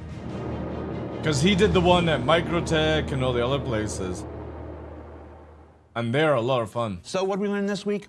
Well, we learned that the updated rendering system makes water look more like water. That Gladius That looks region-based amazing. simulation makes water behave more like water. And that the new water buffer He will be itself hooks into caveman. all the other systems, like physics, which will get its own series of improvements down the line. We are to make getting water swimming interact 100%. better They're with the doing variety so of much things that underwater. players throw in. See, I said this the other day there, Liberty. I would be completely fine if CIG wanted to do like submarines or Subnautica kind of stuff. You know what I mean? Like, make it where you can go under deep, find materials underwater. Maybe it's like an ocean planet, and instead of building an outpost on the surface, you build it underwater on like stilts and stuff, and you've got to swim down to go in. I'm totally down for that kind of gameplay, you know? It doesn't always have to be flying around in spaceships. It could be simple little subs that you go down and stuff, you know? Oh, lava would be amazing. I would love some lava added in. lava on like a snow planet would also look really fucking cool. Just snow mountains and lava lines going through to like a big volcano and stuff. There's a lot they could do with it. It's very exciting stuff. Obviously, we're not going to see submarines in the next whenever. But down the line, like, we're getting 1.0 in however many years. Maybe 2.0 Star Citizen brings, you know, like in the next 5-10 years, 2.0 is submarines and boats and stuff. I'm down for that stuff. A proper, like, boat carrier as well would be kind of cool.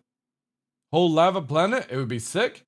And you've got to go and mine obsidian or stuff like that, and your ships might burn, and you've got to have special suits and stuff. I'm totally cool for it. Into it. Boy, you love throwing things into the water, don't you? For Inside Star Citizen, I'm Jared Huckabee. Thanks for letting us share the process of game development with you, and we'll see you all here next week. Is there going to be a meme? No meme? No meme? Oh, there is plenty of time. Wait, we got something. We gotta have something. Meme? There's no way you fucking had this scene running for 7 seconds, CIG. Alright, that's just fucking lazy. That's lazy editing! Holy shit. That's lazy. Lazy! I don't like that. It should have been a meme. Alright, let me drop this link for you guys. The meme is no meme?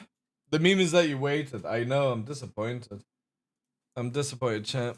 I wanted to see the pictures and all the good stuff. Anyway, awesome. Water. We've been spending a lot of time in it. We'll be spending more time because the PU is scuffed, so I've only got 1 atmosphere map to work on. We can't go. Oh, actually, we got Bloodshot Ridge, but that's at night. Actually, that's a point. Let's try this on Bloodshot Ridge. DJ was saying that they were meant to be where these maps could have daylight as well, but I doubt it. I doubt it. Ooh! Lucky for us, we can use the power of reshade. Can't in Vulcan mode, sadly.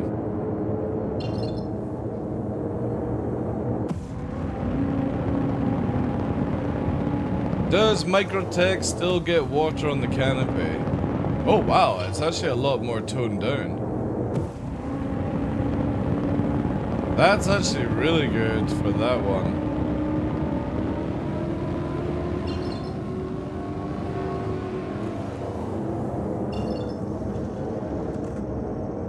Night vision? Well, it's using reshade. Alright, Trenchcoat. Appreciate that, dude.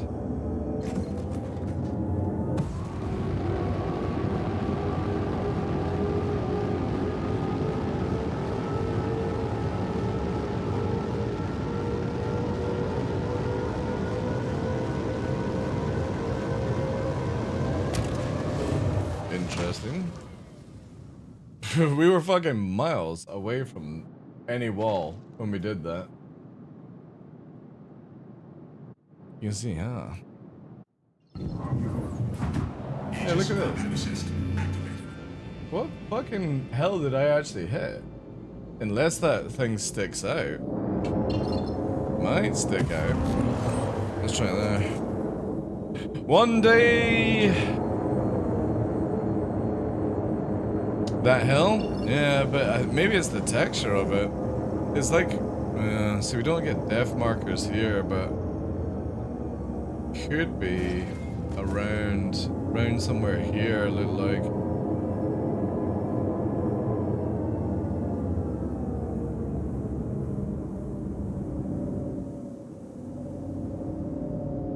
No, that's not it. Again, I always forget, like, the Gladius definitely has a much bigger wingspan, so we need to do, like, I'd say, like, there. See, I'm definitely about that range. Definitely about that range. This is what it would look like without night vision. That's why I would like to see this map on daytime.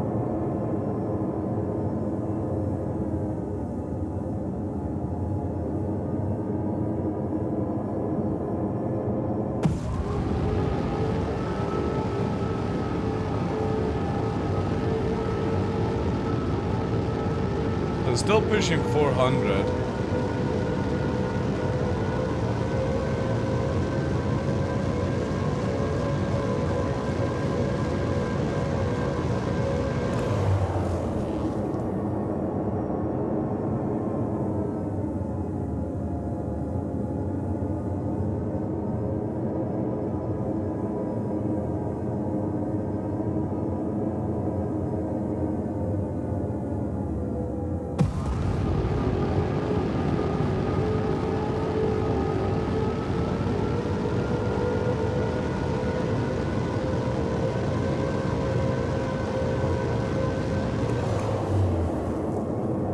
Yeah, Gladius feels good.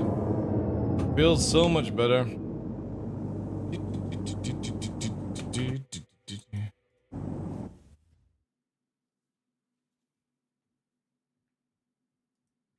You might need to restart. Oh shit, sorry. That's because I had on the rewind system. Sorry. That's my bad. My bad.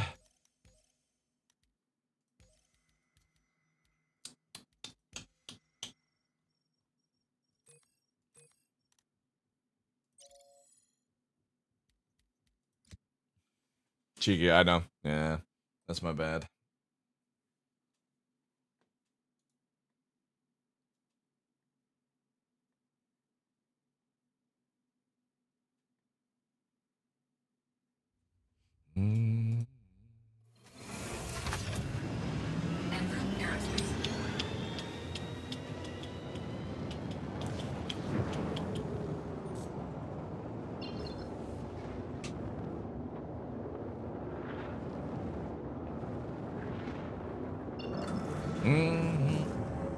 Lord_Sabbath is now following. Yo, thanks for the follow, dude.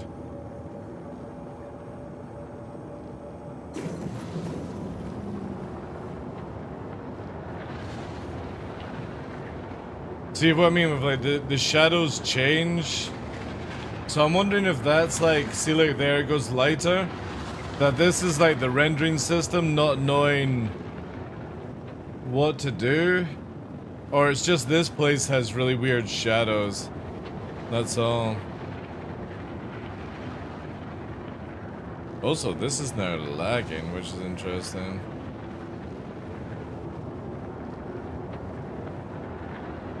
Man, the arrow is so unathletic with no fucking noise inside the cockpit. I can't, hopefully CIG work on the arrow and all the other ships and get this, the same sort of noises like the Gladius has.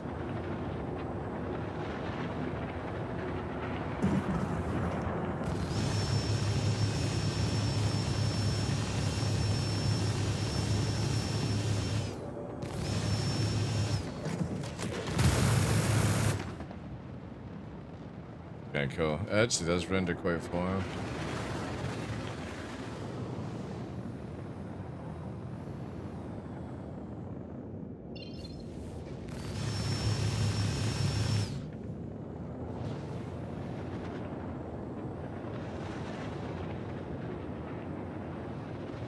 Yeah, I know.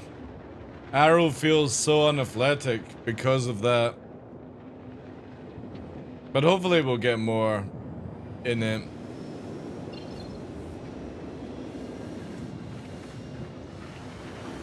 This is also massively lagging in the arrow compared to the other one.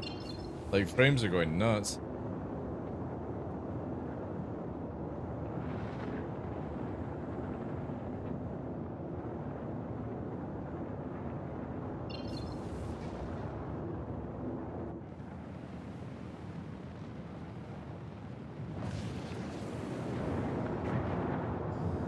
So good to be able to just fucking press forward and decouple and not have to worry about sinking into the ground.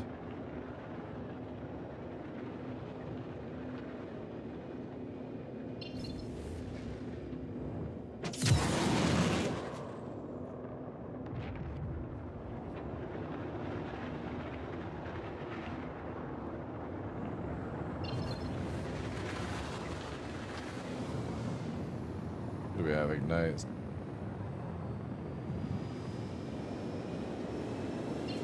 Ah. Alright, so she won't do doubles. Very cool.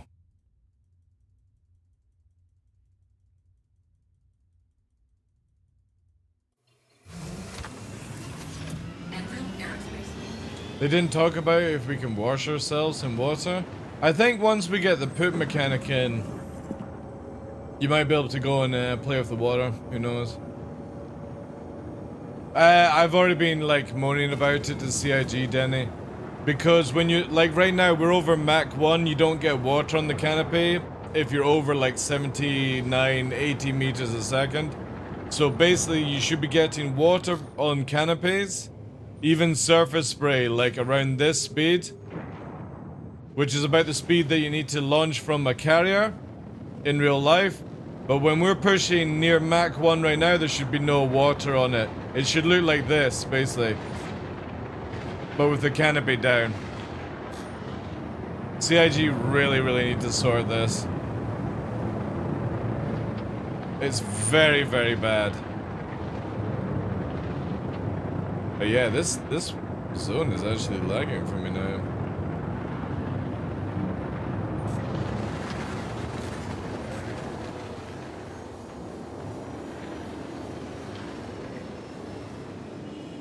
Little steep, actually.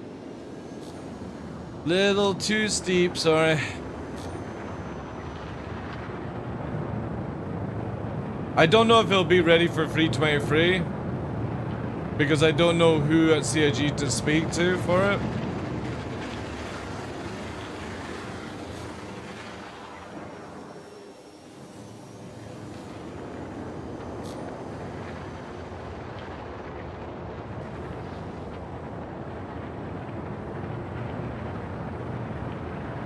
Yeah, we got a wee ladder out though.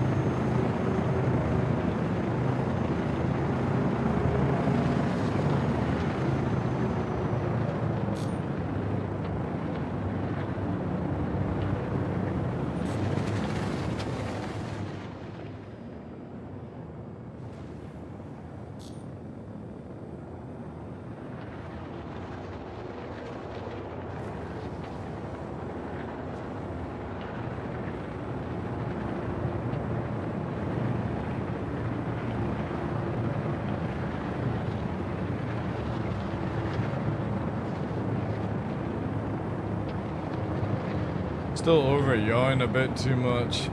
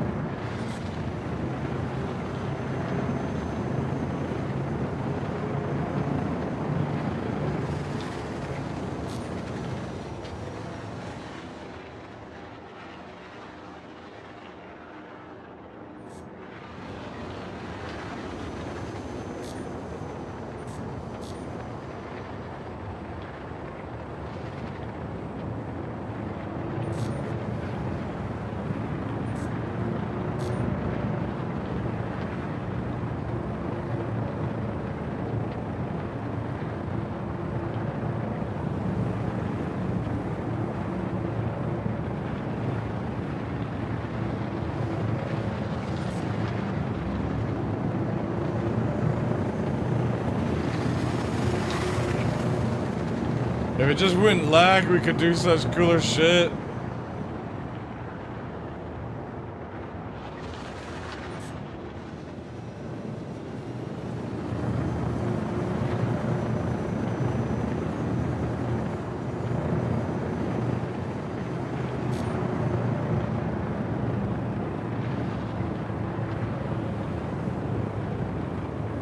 I would love to see this on high FPS. What it's gonna be like. Funny how the war just keeps changing colors though.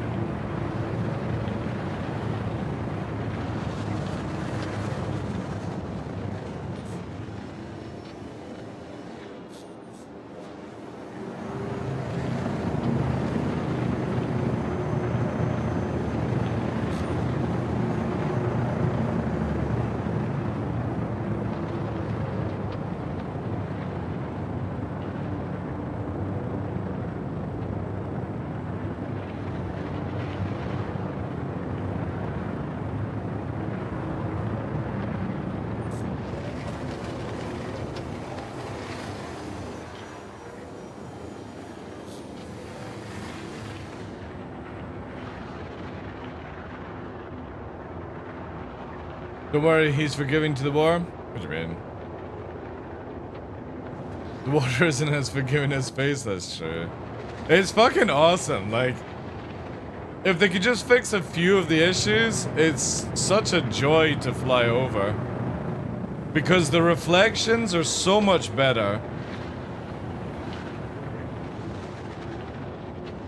And obviously we've got the canopy up because the canopy just fills up with water too much for some reason.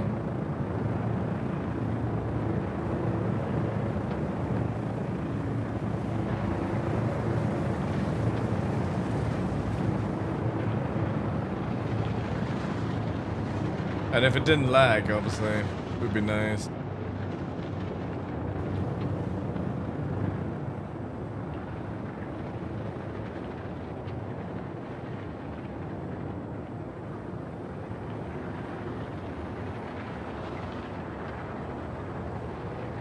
Again, what an improvement since live. Go to live on this map, and it just does not feel as good.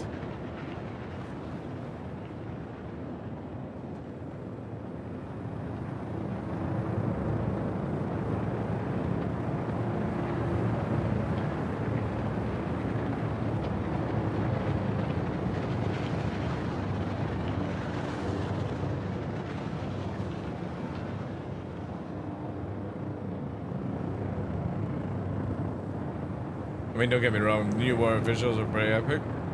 We were talking about submarines actually just a few minutes ago, where I wouldn't actually mind it now, because obviously if we do... Landing gear deployed. Interesting that precision. I think precision's off as a standard now.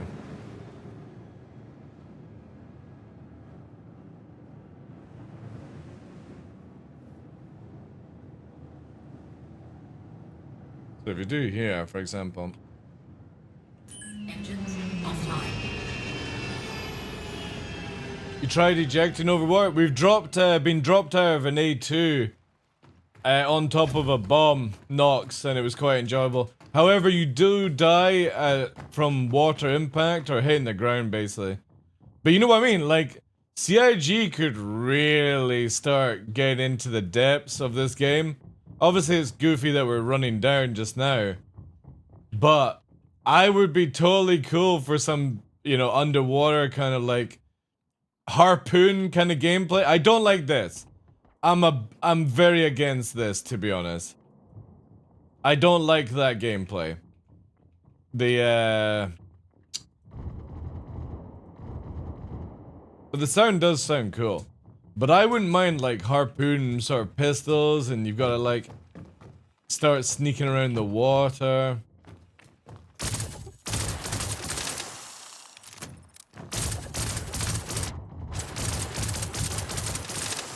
Yeah, it's gonna be cool, man.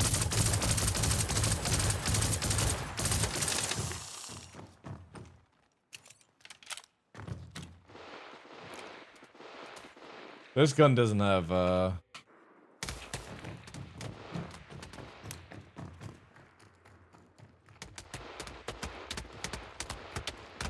Like the Burberrys. This gun's got a fucked audio just now.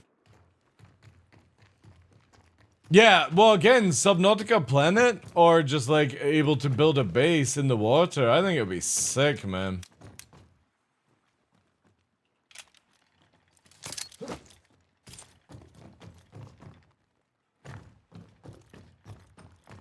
No sound there. But it floats, look. Whee! It's pretty dope, man. I want more of this stuff. I really hope CIG are gonna give us the ability to swim and do stuff, because this could be a lot of fun. A lot of fun. Do I have even a Medipen? I got 4. Why is 4 not working though?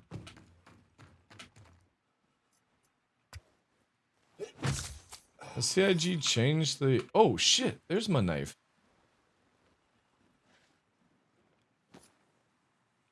Oh, now it's working. See, this is my biggest issue with CIG. I don't want one button that does Medipen or knife, right? I need to go back to the menu because the thing is, that's a real concern for me. I really want to be able to draw a weapon without bringing up secondaries.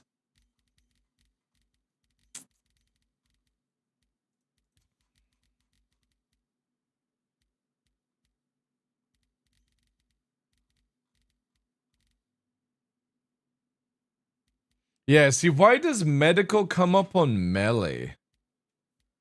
That's really bad. Why is it not medical devices? Transformer boats to a ship? I hope they have boats. I generally hope so, but I don't want it to be like, hear me out. I don't want it where you can buy the boats in game or with real money. It's like Witcher or GTA. You find them lying around and you can just grab them and use them, right? And maybe they randomly respawn after a while in certain locations. So when you were like running around the side of the beach, you would see one around the corner or something like that. That would be cool.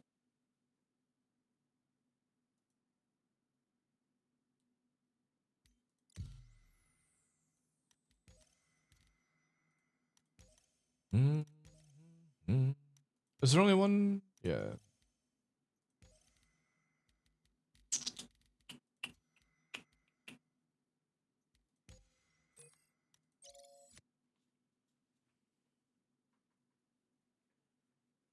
It's just silly. It's really, really... Ah, we've lost the mouse again. It's just super goofy. Crusader Industries, a journey worth taking. Again, like, I've got pistol. What do I actually have on this? Oh, this doesn't have the new system. Oh, it does have the new system. Yeah, see what I mean here? Look. I've got the ability to use a multi-tool and a knife, and I can't use it. See, now I can. See, I personally feel it should always be knife first, and you have to hold it to get a Medipen. It's so silly I'm pressing the same button to get knife.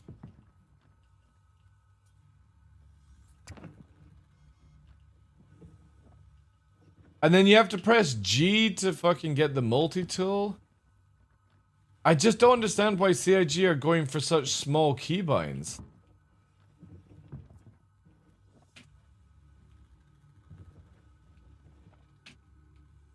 And the weird thing is, right? Hear me out on this. When you press the sidearm button, it doesn't bring the sidearm out. So CIG have got this wrong. Where's it here? Right now, on foot, select sidearm is actually your this is your primary, this is your secondary, or primary as well, and this is your sidearm. It's free. So if I want my sidearm, to be, I need to make my sidearm 1 and this as free.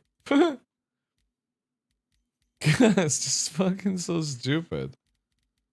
So we're gonna do the same thing for here.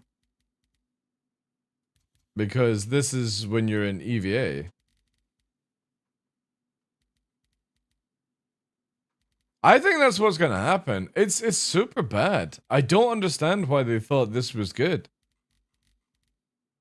Like literally, why can't you have it where it's gadget or grenade, gadget, and melee, and then you know what I mean?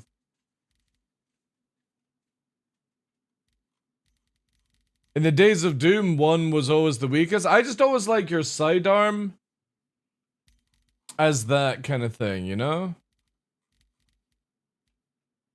Sidearm for me is always like the I use it as 1 and then yeah.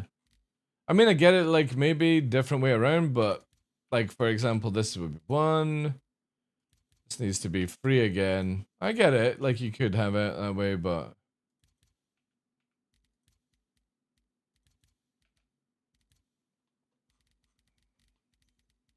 they definitely need to get some extra keys in here.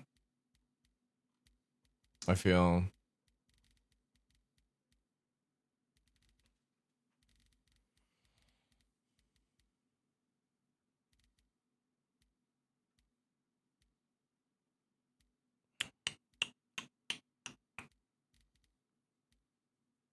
Oh, the rule is actually in, is that?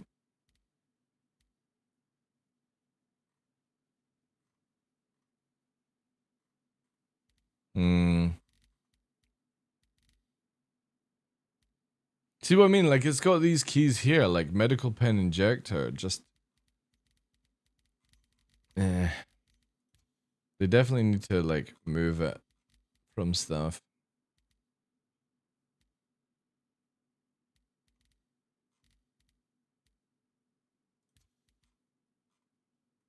And also, no vehicle has a horn working.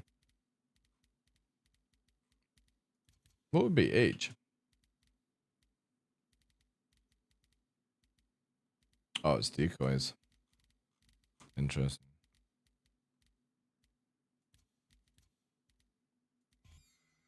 Mm.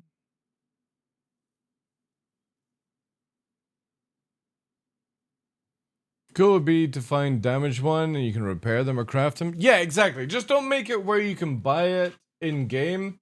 So we don't need to have a vehicle that transports the boat around.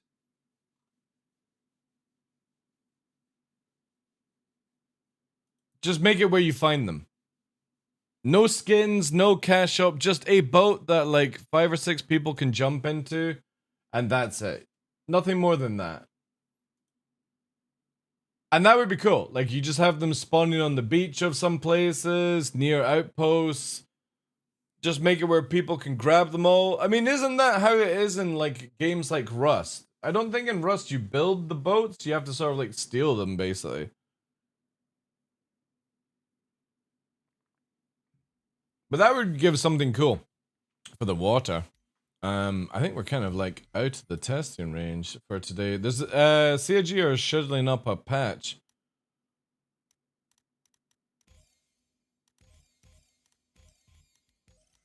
Can I do? No, so we can't even do. I don't think the new AI is in Vandal Swarm, is it?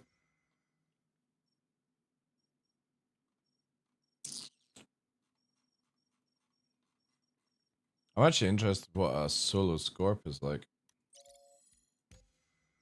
With let's see, we got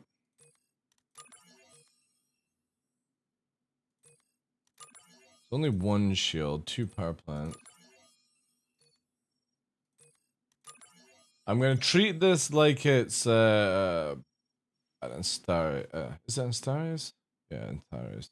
Antares, something like that. What should we roll with this chat? I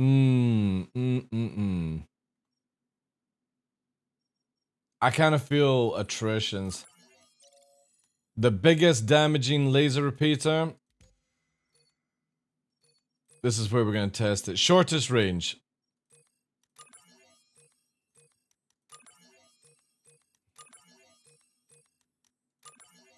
Yeah.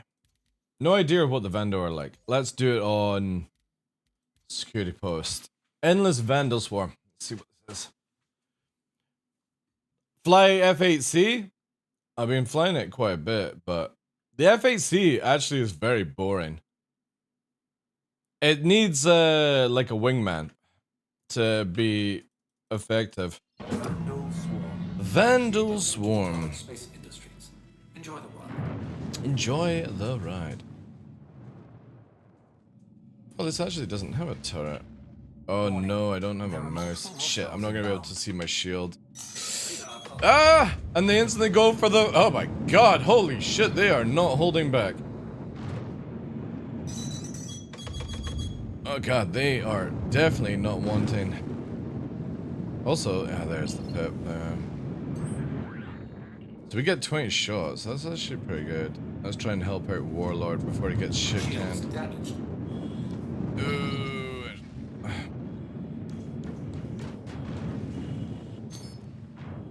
Alright, I don't think these actually have the new AI. I think it's only Pirate Swarm. These guys are pretty dopey actually.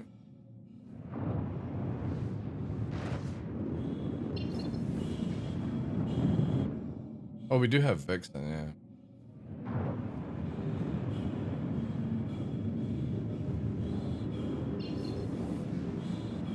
Uh-oh. Oh, I forgot, Vandal. Swarm has a lot of enemies spotting. Oh yeah, we're definitely gonna die here.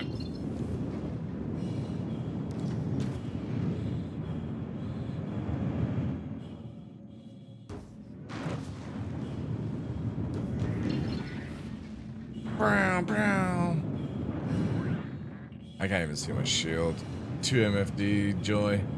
No mouse to change it. Where the hell is this dude going?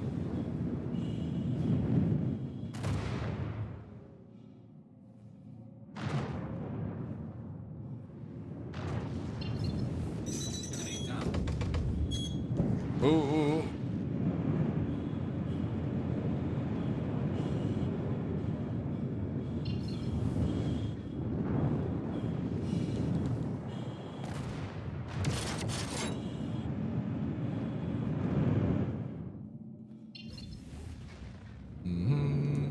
Even more now. Oh god. This is gonna get dodgy.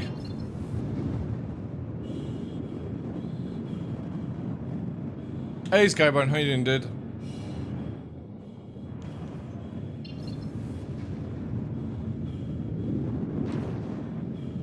Yeah, see, I can't tell. I'm hearing the shots of them hitting me, but yeah, we don't have that stuff. Hey, Manny, thanks very much. The Prime for 8 months. Appreciate that, dude. Yeah, we got more now.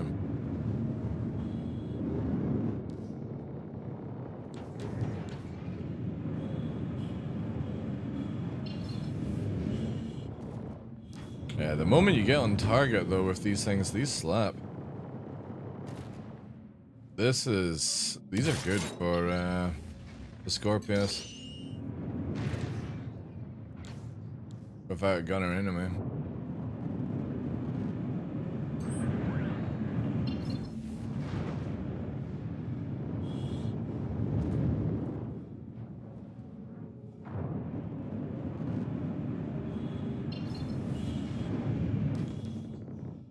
Got multiples actually.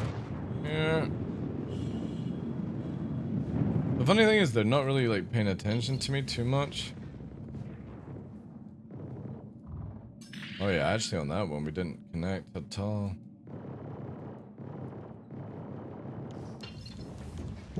CIG have definitely changed like some of the hit detection or like the tracking.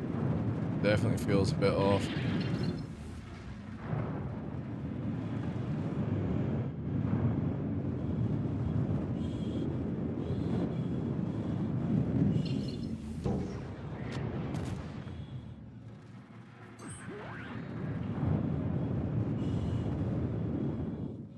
Yeah, let's take it into part. Oh, never mind. You have to do that. Let's take it into Pirate Swarm against the new UI.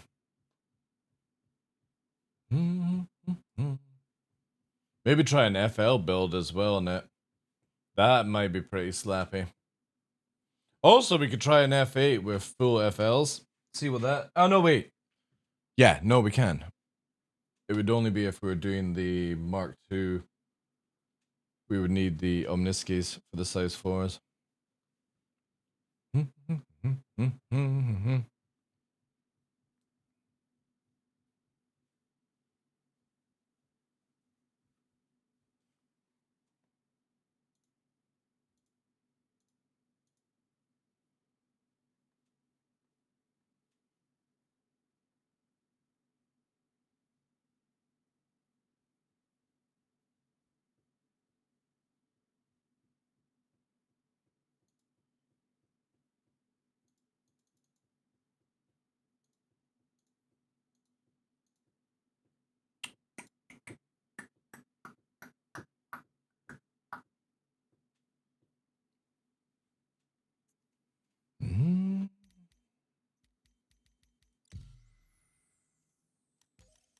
Oh no.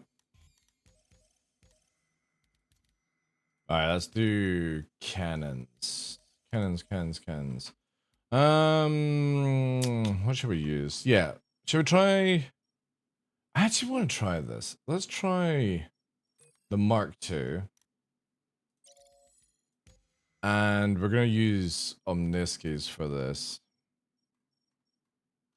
Why do I not have any FLs? Could have sworn I bought FLs. FRs even. Right, we need that. I got JS. And we need... Where? Oh, we could go attrition 4s though.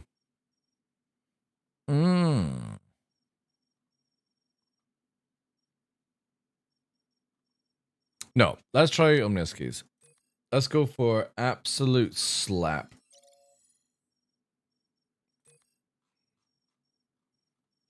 And we're only going to do free guns so we get more shots. Because I want more shots. Right. That's that. Go back into it. Need a skin. Everybody knows you go faster with a skin.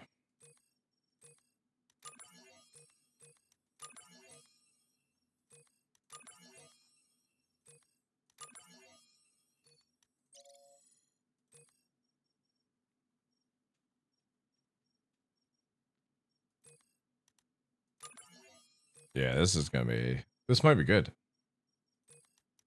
I don't know how tanky this thing is.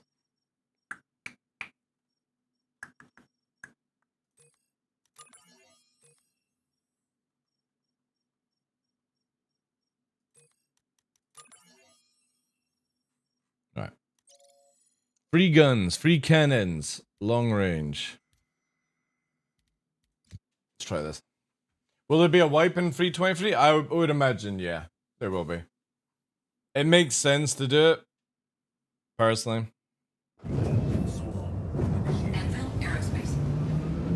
Personally, to me, it makes sense.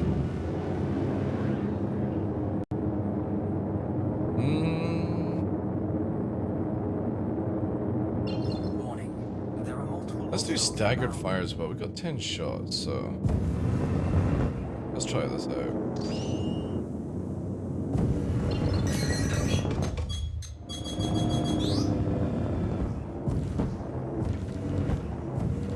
We got wee Aurora on us.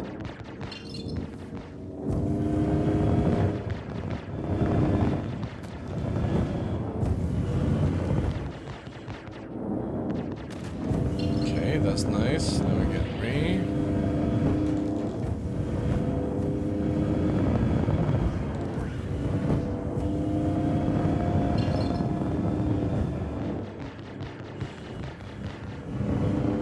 Solid? Solid. Actually, this thing's feeling good.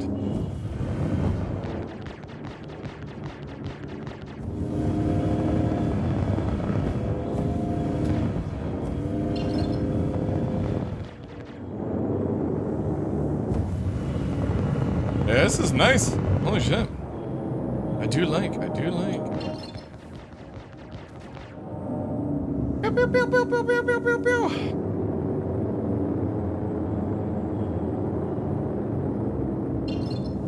Alright, we need to watch for Buccaneer.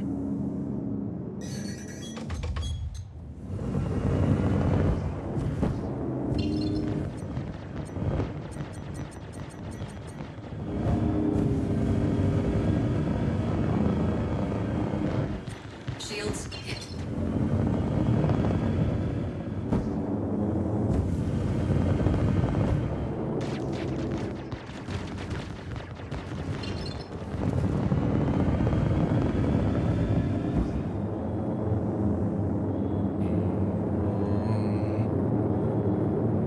A different UI. Seiji, you have to make it where it's always self and target on 2 screens.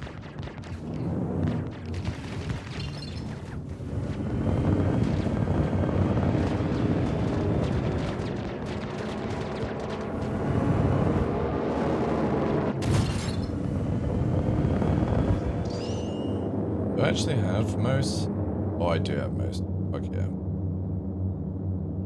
Good. Ah, right, that makes sense. Holy shit, we're actually red cockpit. We've been playing a little bit too violent.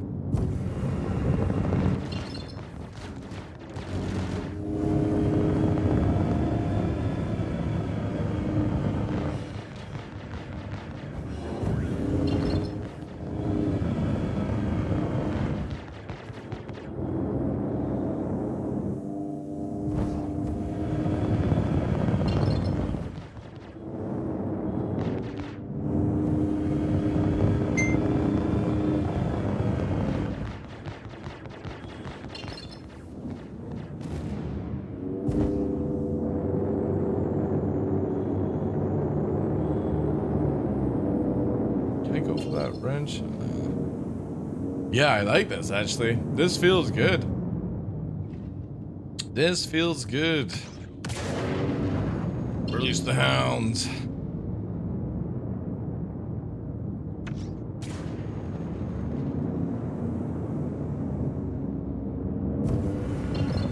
Ooh. That was sweet. Are you using default Toby settings or adjusted? My settings are on Discord if anybody needs. It's pretty much like using a track R now.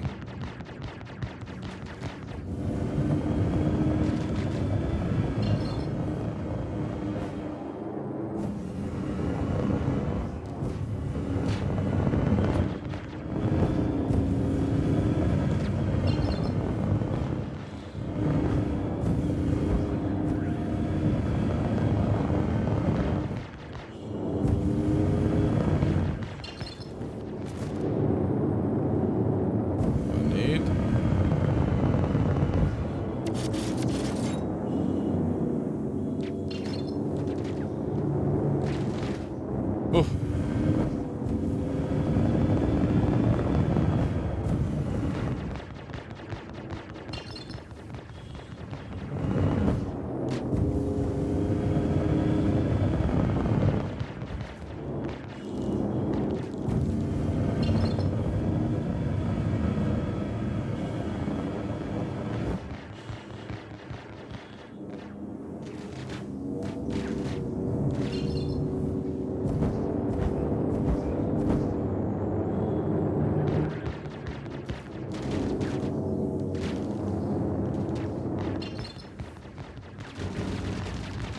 Oh, holy shit, that...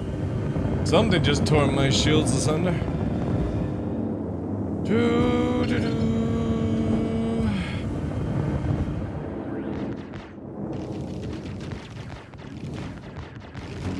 Oh yeah, we lit up here now.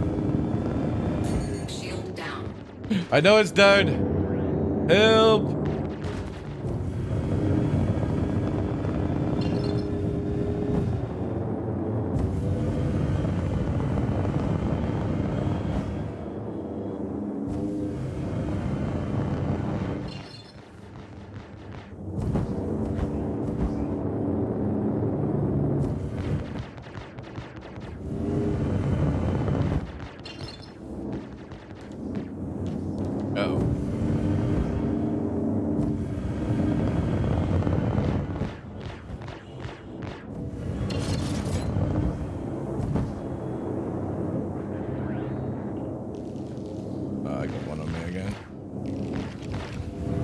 Oh, there's a Tana on the field. That might be a bean. Tana ain't fun. Oh, no, no, no, no, please, no. No, no, snoozies.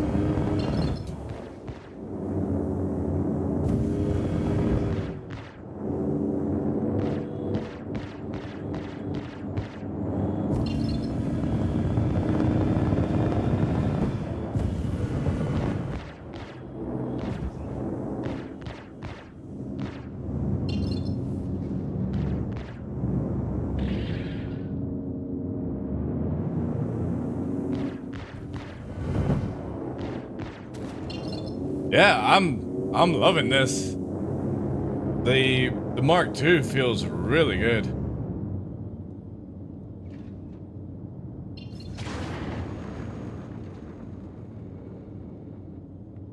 Precision mode into your soul.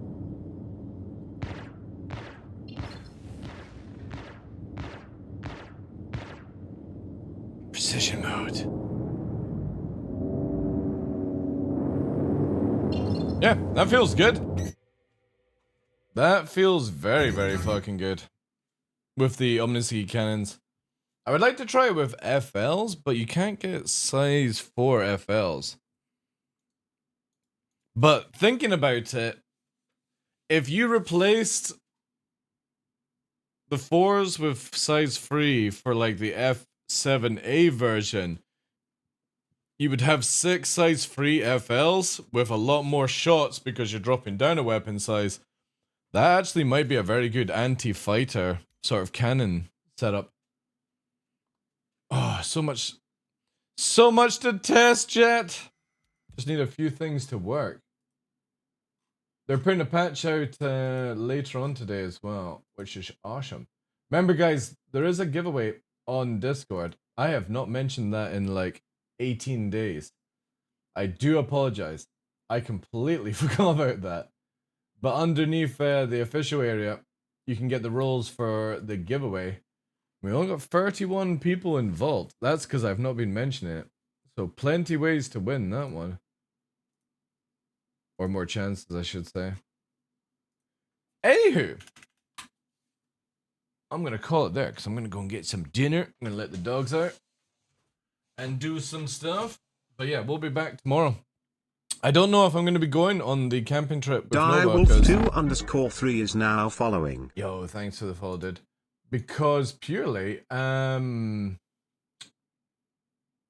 it looks like we might not get the heat wave after all, but maybe it is. So yeah, we'll be back tomorrow, testing more stuff. And all that jazz, Let me find somebody I can send you on to. How you doing, Glitch? Sorry if you're just jumping in. Today's a bit of a short one. Doing some stuff around the house. All that jazz? But yeah, it's been awesome, man. Also, No Rest for the Wicked is out on Steam. Oh, wait. Chat. Anybody playing? Oh, shit. Oh, I might stream this as well tomorrow. Anybody interested in No Rest for the Wicked? Obviously, the multiplayer is not out yet, but it's basically like an ARPG game like Diablo, made by the guys that did Thingybob. That gives you a lot of information. And it's 10% off right now, 31.49. Oh, shit. Yeah. All right. I gotta check this chat. Do we have funds? Do we have the funds? Yeah, this is definitely going to be a game we play tomorrow. We do. All right. We do. Let's get it, chat. For my account. So again, No Rest for the Wicked. I don't know how. Wait, Steam has changed their payment system. All right. It's got a few more like levels to go through. Starship Simulator, last day to be a backer tomorrow. Yeah, I'll probably pass on that one, to be fair, Blasty. How you doing, Chief? Oh, it's only 11 gig. Shit. Chat, right? Hear me out. I might go and deal with the dogs, and I might stream later on playing No Rest for the Wicked. I might. It's not a guarantee. But because it's 11 gigs, that's like an hour and a bit. It could be a possibility, okay? It could be a possibility. Alright. I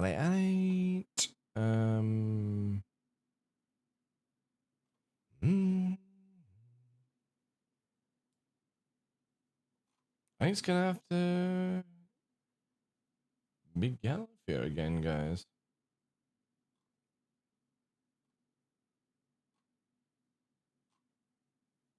Yeah, let's go to Gallifrey. Let's quickly run the daily.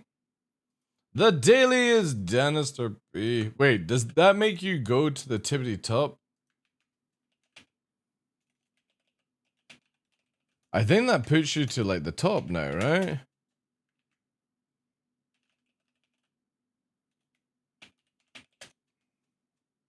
Let's have a look here.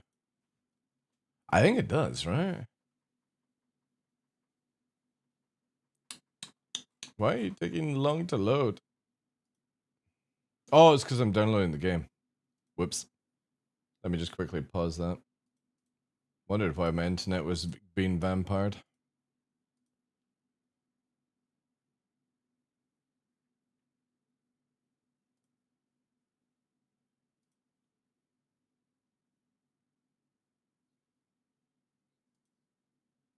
Oh, actually, I know where we're going.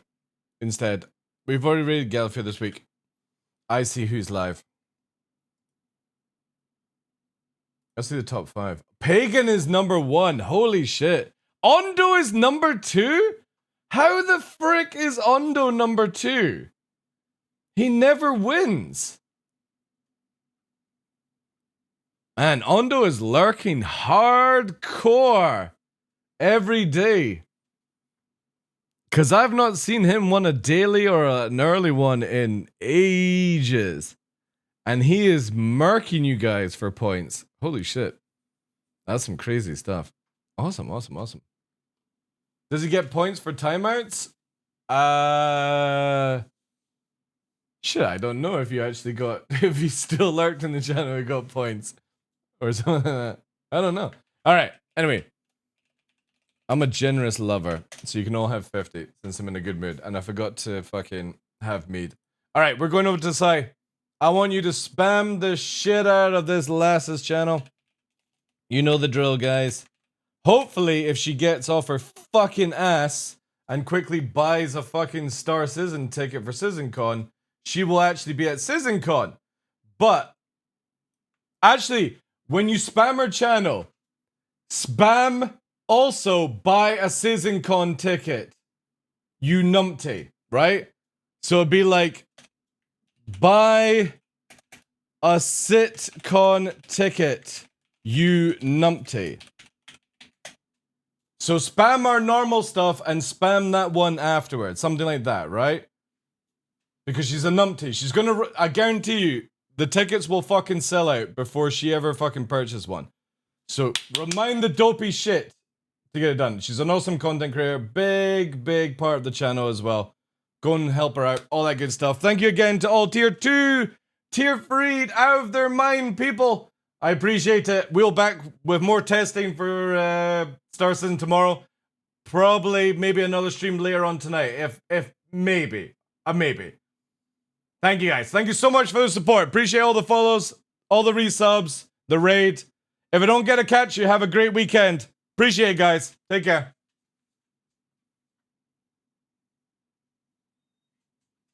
Thank you, Alpha, Danister, Test Battle, Denny, Miss Cell, Flying Scotsman. Appreciate it, guys. Spam the shit out of her channel.